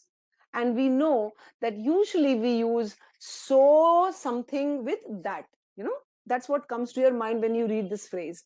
Like they are so rich that they can buy anything, or they are so poor that they cannot afford to do something. So that so X as to so X as that Y comes to my mind immediately, although it might not be there. But I'm just thinking. So the pace may be so brisk, means so rapid, so fast that what will happen? Let's see. There is no that. So what we are basically saying is so brisk it hampers. All right, there is no that, no let me put it this way, no correct usage of the connector here. Anyways, I will still take it forward. So this pace may be so fast, it here will clearly refer to the noun. So the it here clearly refers to the pace itself. So the pace hampers. So what we are really saying is the pace can be so fast that the pace actually hurts. All right, hurts what? The ability of some children. So it hurts the ability, it hinders the ability, it hampers the ability of some children is basically modifying ability. Ability for. Now, is it correct to say ability for doing something? No. We always say ability to do something. We don't say ability for doing something. All right. If you don't recognize that idiomatic error, worry not. Some of you were saying that idioms cause you a problem. I would say worry not. Concentrate on the meaning. So the meaning so far that you have got, even though you may not have realized whether it's correct or incorrect, is the pace of everyday life may be very fast. And this pace, because it is so fast, it could hurt the ability of some children. And what is this ability? The ability to distinguish discrete sounds and words. So the children may not be able to differentiate between different sounds and words. All right. And why can this happen? This can happen because of the fast pace of everyday life. Okay. All right. And then let's read ahead. And now the and tells me another phrase is about to come up. Something else is going to be added to this information. So per the new study, the pace of everyday life can be so fast that that pace can hurt the ability of some children to make differences between sounds and words. And the result is, now clearly here, the result of what? The result of not being able to differentiate between different sounds and words, and the result is to make sense of speech. Now this is weird. We are basically saying that because the pace hampers the ability of children, the result is to make sense of speech. And I think that's the biggest error here. We are trying to say that because the pace hampers the ability, the children are not able to make sense of speech. All right. So the intended meaning is, a new study suggests something about the conversational pace of everyday life. It means the pace of life may be so fast that it hinders the ability of some children to differentiate between different sounds and words. As a result, it means the pace, conversational pace of life, and the inability to differentiate between different sounds and words hampers the ability of some children to make sense of speech. This is the intended meaning, which is not brought out by A. Thankfully, I think none of you marked A as the correct answer. No, none of you. Good, good, good. So just hold on to your questions, guys. Yes, Anubhav, so as to is also as good as so and that. So that's not the problem. Okay. Bubble wrap. Yes, let's see. Okay. Let's move to, so A is incorrect, as I've already explained. Let's see if other choices have the same error. Here we have the that. So this is getting resolved. Okay. So brisk that it hampers. So it here refers to pace. So the pace is so brisk that this pace hampers the ability of some children to distinguish. Now remember, I was telling you that let's say when you're reading the original sentence, you do not really catch on to this, but you should be alert. When you come to B, you should be able to see this difference. Okay, and you ask yourself, all right, they are saying ability to identify the difference or the ability for identifying the difference. So ability to do something, and this time you will see it becomes easier to identify the correct usage. Okay, nonetheless, let's look at the rest of the sentence, because in the recent times GMAT usually does not make the idiomatic error as the deciding error. So look out for other things also. This pace hampers the ability to distinguish different sounds and words, and as a result, to make. Again, the same problem exists now, to make sense of speech. So if you're saying it hampers the ability to do something, and as a result, to make, here we are basically saying again, to make. Now, how will you connect this to make? If I look at parallelism, basically I am here breaking my sentence like this. The pace may be so brisk that it hampers the ability to distinguish and to make sense of speech. See that? The moment you see this to make, you should ask yourself, as a result, to make. So what leads to this to make? And then if you retrace your steps, you will be able to, again, when you're reading the choices also, you should break and read. Now, so the pace may be so brisk that it hampers the ability of some children to do what? Ability to do what? To distinguish. And as a result, because they can't distinguish between sounds and words, as a result, it kind of hampers the ability to make sense of speech. So basically, we're talking about the ability to distinguish and the ability to make sense of speech. And therefore, B is correct. B is correct, guys. Let me see how many. I think larger percentage marked B. Yeah, 44% of you marked it. But again, what I want you to do is to ask yourself, Did I think of this sentence like this or did I not? If I did not, if I marked it for some other reason, guys, once again, I'm telling you, it's so easy to go wrong. Now, over here, somehow you got it right. But what if you did not see the same parallelism thing in some other sentence? Okay. So every time you look at, or every time you analyze a sentence, make sure you're reading it by breaking it into pieces, by assigning the right roles to different parts. And all of this, a GMAT Whiz student learns to do at every stage of the concepts. Every small concept is taught to you in this manner. Let me proceed further because a huge percentage of you marked C also. Let's see where it goes wrong. So the that is there. Okay. The pace may be so brisk that it hampers. So we have the subject verb here. Hampers the ability of some children to distinguish discrete sounds and words. And the result of this. Now, the this is very vague, guys. And GMAT doesn't like using this in such a vague manner. Are we, is this referring to, you know, the fact that it hampers the ability, or is it referring to the fact that they are not able to distinguish between discrete sounds and words, or is this referring to sounds and words only? Don't know. And the result of this, there is no connector here any whatsoever, and the result of this is that should have been there. Okay, they, now what is this they are unable to make, who is this they? Also, is it the children or is it the sounds and words? I'm not happy with the placement of this they, guys.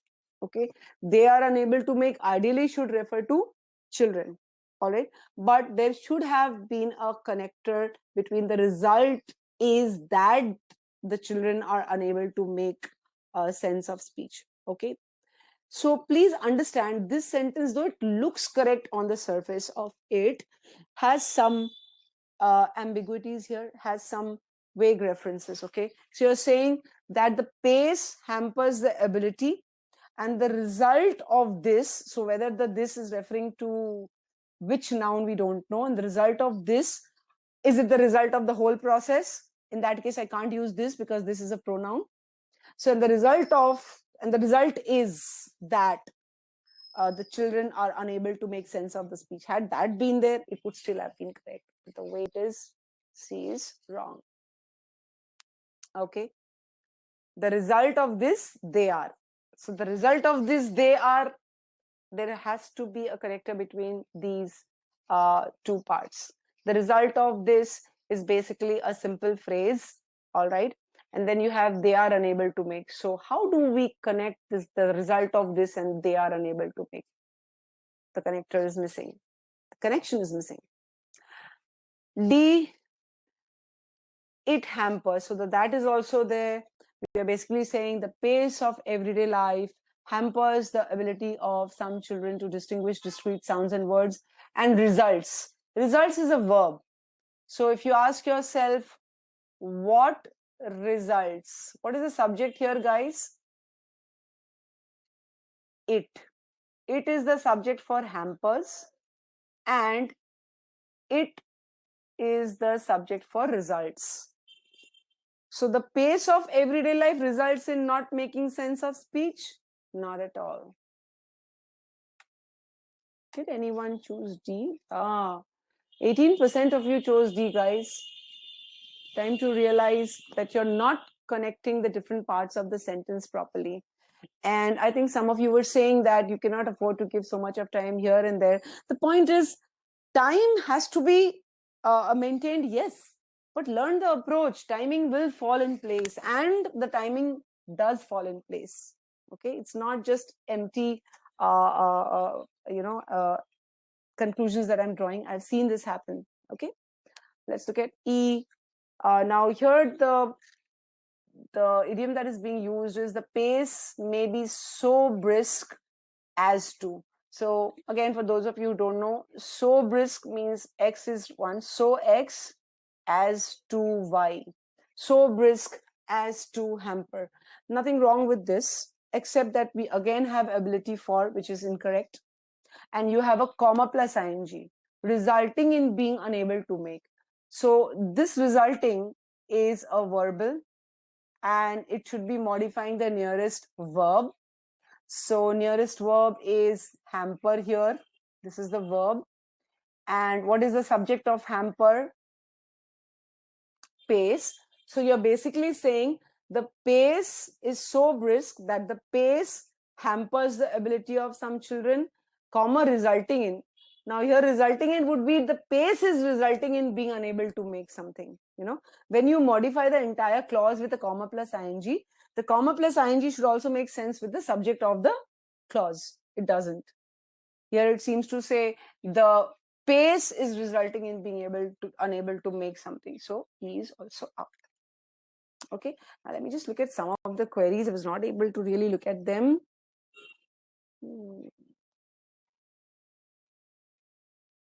So Rajavi C is the ability of some children is hampered, and as a result children are unable to make sense of speech.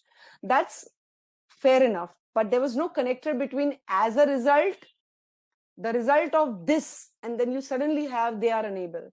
So the result of this, they are unable, as a construction is incorrect. Okay.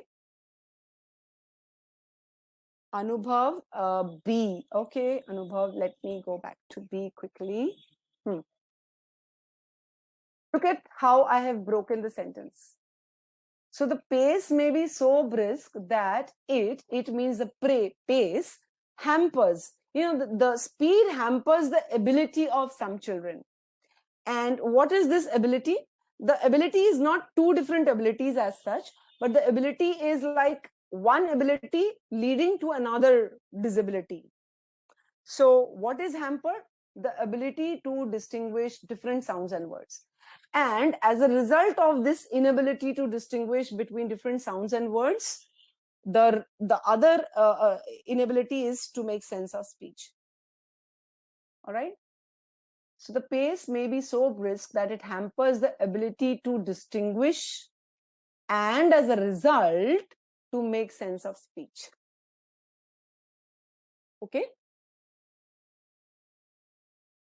Of all the constructions, that's okay.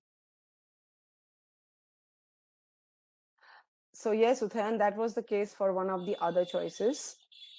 I hope B is clear. Anubhav's Rajavi, I hope that C is better understood now. Yes, Anubhav, I've already answered that.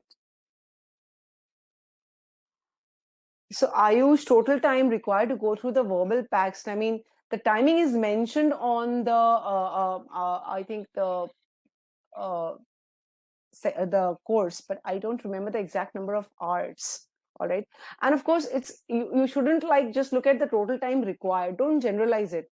It's a very personalized thing. How much time you take and how much time somebody else takes might be different. So on the website, we would have put that, okay, you will need some 40 hours here or 20 hours here or 10 hours here, but you could need more than somebody else would. So that's always there.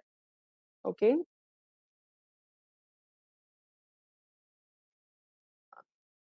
So I think it would be these queries that you have, you can put to support@gmatviz.com and then they'll answer that query. I hope I have answered most of your queries, guys, so far. I know, Nello, that it doesn't sound, that's the whole point. We don't want to go by the sound of it, Nello. We want to go by the logic of it. So logically speaking, all the other choices, A, C, D, and E have illogical meanings. All right? Anubhav, children are unable to make sense of speech, yes, but that is because they are unable to differentiate between different sounds and words. And that is because of the pace of life. So you see there's a kind of ripple effect. Pace of life hurts the ability to distinguish this.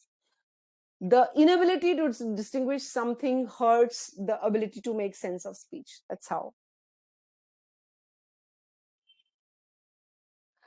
Aditya, that is how we usually do it. Like first take up only the study of verbal, finish all the concepts, learn the approach, and then fine tune the approach while taking up the quant part. Fair enough. Okay, guys, let me bring up the next question. I think this is the last that we'll do. So go ahead, give it your best shot. I'll give you the PDF. I'll share the PDF of this session, which contains an extra question at the end of this. Okay.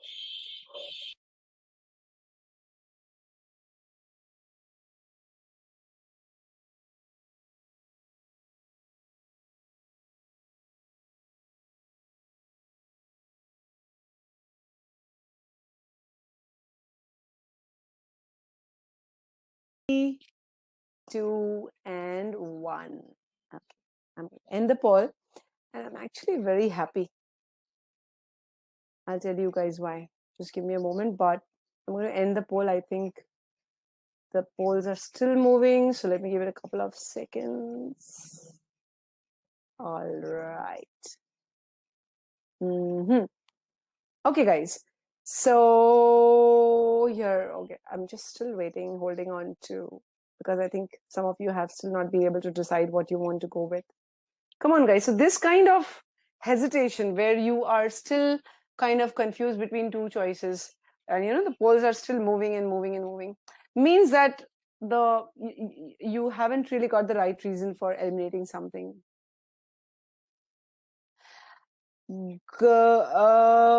Yes, Mohit, I would say, but whether it's a hair thin difference, I don't know. So we'll discuss that. Okay, guys, let me end the poll. So see, 4% of you believe it's A, 6% of you believe it's B, 18% of you believe it's C, 9% of you believe it's D, and 61% of you believe it's C. Now, I'd like to ask a question, guys, okay? And just hear out the question before you put in the polls, okay? The question is, how many of y'all found that this webinar so far was helpful in helping? I mean, what am I saying? Helpful in helping. So how many of y'all found that the webinar so far has helped you solve this question? How many of y'all believe that you were able to solve this question better because of whatever you learned in the webinar so far? Okay. Let me again rephrase my question. How many of y'all believe that you were able to solve this question better because of whatever you have learned in the webinar so far? Nah, Swarnava, it's not. It's not. Absolutely not. It actually means a totally different thing. Making some signs is a totally different thing, okay? So I'm so happy with this. So, well, let's see. 87% of you believe that the webinar so far did help you handle this question better. It doesn't mean that you have to have got the question correct, but for me, the progress is in small steps, okay? So if you found that you could tackle this sentence better, you could break it down and read it in a better manner because of whatever we've learned in the webinar so far, so nice. I'm so glad. And I'm sure the others, you will also, you would also be able to learn this approach once you dedicate yourself to it. All right, so let's quickly get through this. Now, a lot of people, eliminate choices which contain certain words, thanks to GMAT Club, which says GMAT does not like to use passive voice, which may or may not be true. I have some questions where passive voice is correct. In fact, the question that we had on growth hormone, the correct choice had passive voice, no? In the correct choice, if you remember in C, we had passive construction that it had to be removed. It had to be removed is passive construction, where we are saying the growth hormone had to be removed by somebody, okay? Anyway, so things like this, that passive voice is not preferred, being is incorrect, having is incorrect, don't think about what is generally correct and what is generally incorrect. Think about, is it correct in this sentence or not, okay? So the meaning-based approach. Here we go. Heavy commitment. So heavy commitment here, the commitment is a noun, heavy is an adjective for that. So heavy commitment, and then this prepositional phrase, by an executive to a course of action, is modifying what kind of heavy commitment are we talking about. So this commitment that is showed by an executive towards a course of action. Okay, this heavy commitment, especially if it has worked well in the past. Now there is this clause here starting with especially, and we've got to ask ourselves, what is this it referring to? What has worked well in the past? Very clearly, this it should be referring to a noun only, right? And the only noun we have, the only two nouns that we have is, one is commitment and the other is a course of action. So when you say it has worked well in the past, the commitment has worked well in the past, or commitment to a course of action has worked well in the past, or the course of action itself has worked well in the past. So ideally, I think if I just go by the meaning part of it, I'm basically saying that the executive shows heavy commitment to a particular course of action. And why does the executive show heavy commitment to that particular course of action? Probably that course of action has worked well in the past. If a particular course of action has worked well in the past, you are likely to repeat that course of action, show commitment towards that action, all right, believe in that action. So I'm thinking like that. Okay, makes it likely. Now makes is a verb, so remember this is a modifier here. This is also a modifier for most likely the course of action, the whole thing, where the it particularly refers to the course of action. Makes is a verb. Now I've got to ask myself, what is this makes? What makes it likely? Okay, and the only noun that I have is heavy commitment. So it means the heavy commitment makes it likely. It, what does this it refer to? So far I don't know. Makes what likely? To miss. Now, think about it. The heavy commitment. Now who is showing this heavy commitment? The executive. So the heavy commitment makes it likely to miss signs. Who is going to miss the signs? That is not indicated, and that is an error. Who is going to miss the signs? Somebody has to miss the signs. The it cannot miss signs, right? And it's not even clear whether the it is a placeholder. It doesn't look like it. So makes what likely to miss signs is very, very weird. And the it cannot refer to the executive. So I'm thinking to myself, okay, we are talking about, an executive believing in a particular course of action, especially if the course of action has worked well in the past. So such kind of belief, such kind of commitment towards that action makes the executive likely to miss signs of incipient, that is coming trouble, or this executive could also misinterpret them. Them here would most likely refer to signs. So if the executive is heavily committed to a course of action, the executive can miss signs of trouble or can misinterpret the signs of trouble when they do appear. Again, what is going to appear here? The signs. So what we're really saying here is heavy commitment of an executive towards a course of action is likely to make the executive do something. Do what? And especially if that type of course of action has been successful in the past, then what is the executive likely to do? Such commitment is likely to make the executive miss signs of trouble or misinterpret the signs when these signs appear. So I'm kind of getting a sense of cause and effect relationship. The cause is heavy commitment by that executive, and the effect is the executive missing the signs of trouble. And this is very important. Okay. And if you have chosen the correct answer because you were able to identify this cause effect, good. I'm very happy. All right. So do I have any queries so far? Let me see. All right. So far not. Let me quickly move ahead with the discussion.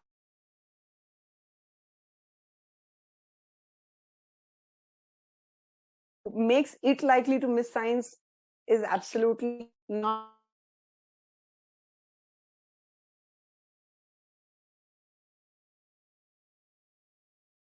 B. Look at this. An executive makes missing signs. It's like saying, I am making some sort of signal. Is the executive making the missing sign? No, the executive is likely to miss the sign. Here we are saying is making the missing sign. That's like weird. And look at the placement of likely. The likely was about likely missing the signs, likely misinterpreting the signs. Okay. And here we are saying likely is about when the signs appear, I guess. So that is also way off the mark. B is out. C, especially if it has worked well in the past. Now look at where it is placed. It's no longer placed next to course of action, number one. So if there is a clause modifying a noun, that clause should be placed next to the noun. In fact, bottom line is a noun modifier should be placed next to a noun. Okay. So here, this whole clause is placed way far away. And I'm asking myself, what has worked well in the past? The trouble has worked well in the past. The misinterpreting the signs has worked well in the past. Missing the signs has worked well in the past. What has worked well in the past? Not clear. So C is out. Executives. Now, please understand this is a possessive case of noun. It's not a noun. So when you say makes them, who is this them? Do I have an antecedent for them? No. Executives cannot be referred to as them. Executives without the apostrophe S can be used to refer to as them. So when you say executives being heavily committed to a course of action makes them, who is this them? I don't know. Makes them likely to miss signs of trouble or misinterpreting them when they do appear, but I don't know who is this them. So D is not the answer. The answer is E, and I hope you chose it for the right reasons. Being heavily committed here is acting as a noun phrase. Okay. So being in this condition, okay, if somebody is like this, right? So being heavily committed is likely the cause effect. Remember, what was the cause? What was the cause? The heavy commitment. What was the effect? Missing the signs. This sentence actually brings out that relationship so well. Being heavily committed is likely to make who? An executive. Do what? Miss signs or misinterpret them when these signs do appear. E is perfect. So we got E right for these reasons, guys. Big clap for you. So Olabisi, I think you've got your answer. The subject in D. Okay, Girish, even if you notice the usage of the word likely, good enough. Seth, usually we do post the webinar. Absolutely. So I don't know how many of y'all are up for another question, but I think it's pretty late.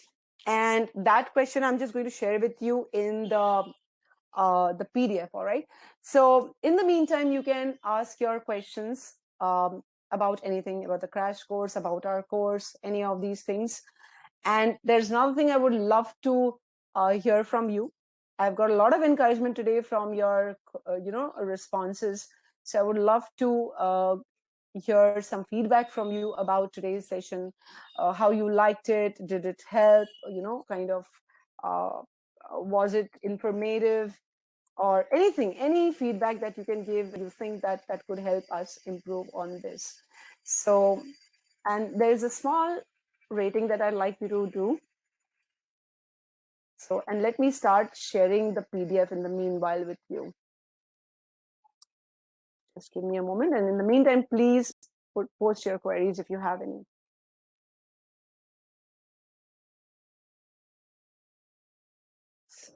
Just put the rating out there, and I'm still waiting for your queries. I think there's some lag or something. Okay. So there's the rating out there for you. Okay, let me look at some of the questions here. Wonderful, Anubhav. wonderful. If the logic for all the options was right, that's the best thing that you can do for yourself. And this is something that I want you to replicate in all of the questions. Okay, Alabasi, let me clarify your doubt. So if you go back to D, okay, the subject for makes is executives being heavily committed. This whole thing, this whole phrase is the subject. Okay, all right. So executives being heavily committed makes the executives. That is what I want to say. But I don't have the word executives to refer to with the help of them. And that is why D is incorrect. All right. So let's see. Thank you so much, Girish. And I hope it really helped you in acknowledging where you might be going wrong and seeing how you can put it right. Okay. Um, so Vartika says that didn't think of cause effect, but the previous methodology helped. Thank you so much, Vartika. So happy that it did help you. Wow, Santosh, that's a very nice compliment. Santosh says the session made him change. If it's a him, Santosh, I'm sorry if I'm making a mistake there. So the session made me change my approach to solve SE questions to focus on meaning. Very good, Santosh. You're welcome, Alabasi. Gaurav, you're welcome. You're most welcome. So can you please rate the session? That would really help us, the feedback. So Mohit says the session was brisk compared to the crash course classes. I know, Mohit, we have to do it. And still I'm lagging behind by one question. So I do understand what you're trying to say. Absolutely agree with you there. Mm, yes. It's not about exhaustion, Mohit. It's more about at least I should be able to do a sizable number of questions for students to benefit from the session. You're welcome, Vartika. So okay, all right, Bubble Wrap. Good that you're trying to fix on the timing.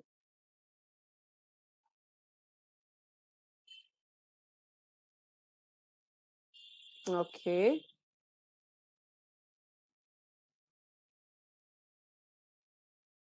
I think what you need, Bubble Wrap, is more practice. Don't let go of the questions in the third quarter. If at all you have to let go of the questions, okay, if at all I'm saying, let's say that you find that by the time you reach the 29th or 28th or 30th question and you just have 5 or 6 minutes left, so you can afford to let go of the tail ender questions. Okay, the last 4 questions, the last 5 questions, if you let go of them, it's fine, because they carry very little weightage. If you get them right, it's not going to add much to your score. If you get them wrong, it's not going to detract. But if you do not pay attention to the questions of the first 3 quarters, your score is going to sink. You're welcome, Kushal. You're welcome, Rajavi. So nice for these wonderful. When I get this kind of feedback, at that time, at that time I realized that I thank God that I was able to help you guys in some measure, however small that may be. Welcome, Ayush. So you're welcome, Swarnava. Yeah, I don't know the exact order, but yes, we will be having webinars on RC and CR as well. Absolutely.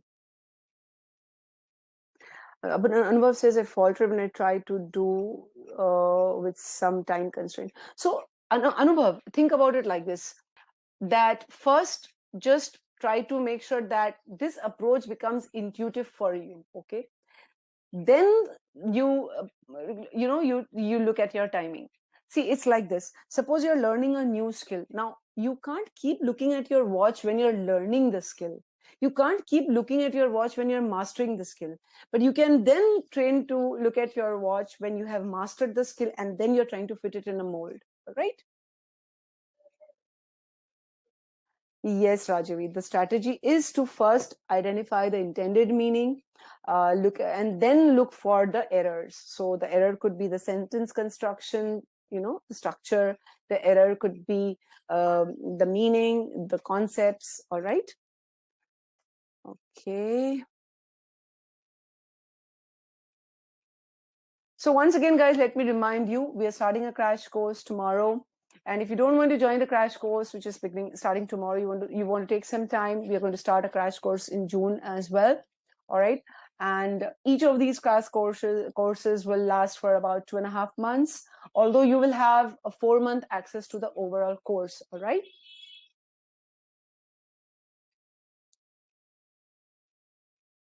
Okay, guys. So thank you for being such a wonderful, wonderful, wonderful audience, guys. All of you. Thank you very, very, very much. All right. I don't see any questions coming up. Okay, let's see.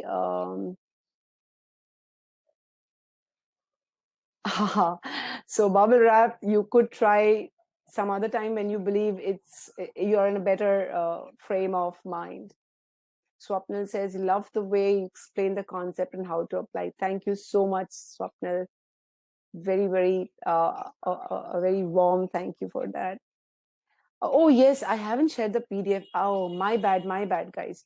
So I'm sharing the PDF right now, guys. You'll find the PDF on the panel under the thumbnail of files. Pooja, I'm so sorry. No, Rajavi, the PDF is there on the panel. Anubhav, I'm so sorry. My bad. Okay. Hi, Ozioma. You're welcome. So I hope all of you are able to see the session PDF and download it. And while you're downloading, let me quickly share some details with you. So for a free trial, if you want to register, I've already shared the link to the crash course that is being launched tomorrow.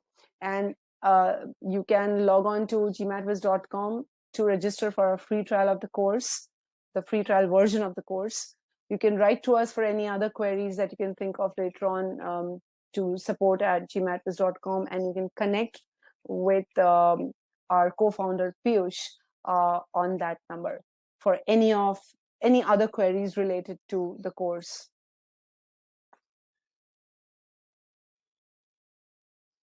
Thank you so much, Anubhav. I really try to be, I try to solve it exactly the way I would solve it, like looking at the meaning and breaking the sentence and putting the whole thing in context. So Anubhav, most of the video lessons are in my voiceover, and I've made the entire GMAT quiz course. So, that in the crash course, the crash course that is starting tomorrow, I'll not be taking the sessions, but the crash course, which is going to start in June, I'll be taking the sessions for those, because I'm already engaged in one crash course that we started way back on 24th of April. All right. So if you want to join the crash course that I'm going to conduct, you can enroll now for the June course. All right. You can do that.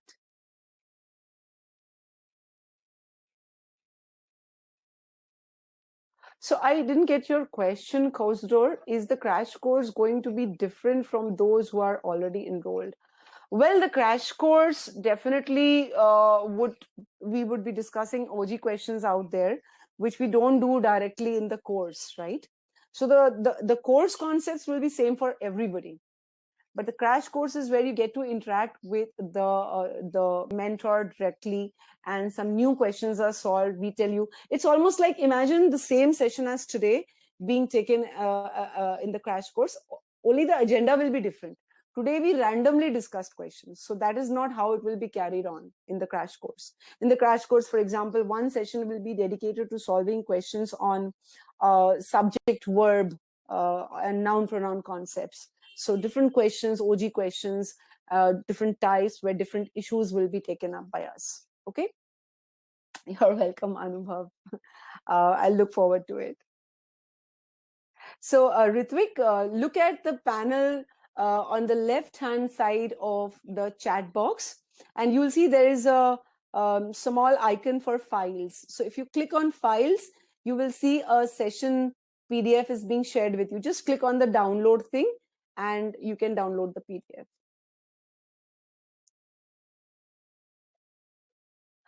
Yes, Coach Dor, my students our students, I should say, I keep saying my, our students have benefited from the course. Not even a single student has till date ever said that he or she has not benefited. Okay, absolutely. For that, I can kind of give you almost a written guarantee. Provided you trust us and you're ready to follow our methodology, you will benefit. There's no way you can not benefit. Yes, Varnava, we teach all the sections. So whether it's quant or whether it's verbal, we take up one section at a time. So, and not just one section, the single section itself is divided into small modules. So if you're looking at, let's say, the SC section, that itself we have divided into small modules, on modifiers. And then modifiers itself, we have divided into even smaller sections like noun modifiers and verb modifiers and ing modifiers and ed verbals and stuff like that. You're welcome, Ritvik. Oh, Anubhav, it's going to pass. Don't worry. The 1 month is going to pass in a jiffy. You could always enroll for it now. Start with your concepts so that you would have covered some of the concepts by the time we meet in June.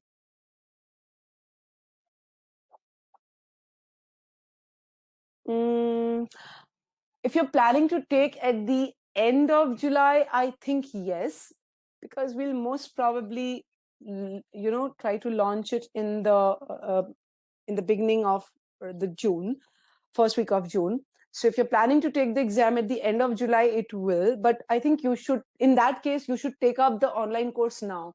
So you have a 4 months access where maybe towards the fag end of the 4 months, you actually get to do the classes, but you have covered the concepts before that. That is also possible. Course tutor, if you're enrolling for the crash course, you don't have to enroll for the course again. No. If you're enrolling for the crash course, you automatically get access to the course, all right, for 4 months. Okay. So if you are enrolling for the crash course, you will be able to use the online course for 4 months. You don't have to enroll for it separately. I hope I have kind of addressed that correctly. Yeah, Anubhav, yes, that's true. It will be a little late.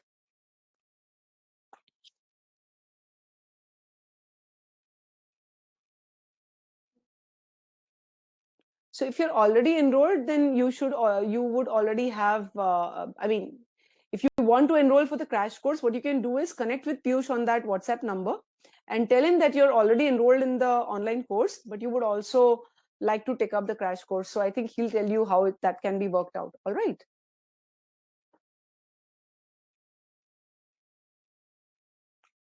So I think if you're applying for round 2, the dates last year changed, but I think sometime around, it's usually about October. So dates changed last year. That's why I'm not able to give you the exact date. So Kosidor, if you're already a student of GMAT Whiz course, but you are not a part of the crash course, just connect with Piyush and tell him you'd like to become a part of the crash course. He'll explain the thing to you. So Saif, once again, as I said, the webinar is usually posted on YouTube. It's usually done that way. Okay, guys. So once again, a wonderful, wonderful, wonderful session. I mean, for myself, it was wonderful, and I hope it was as good for you, as involved, for you. And let's look forward to interacting again, guys. So if there are no queries, a very warm good night to all of you. And a good day to those of you who are going to continue with your day. Bye-bye.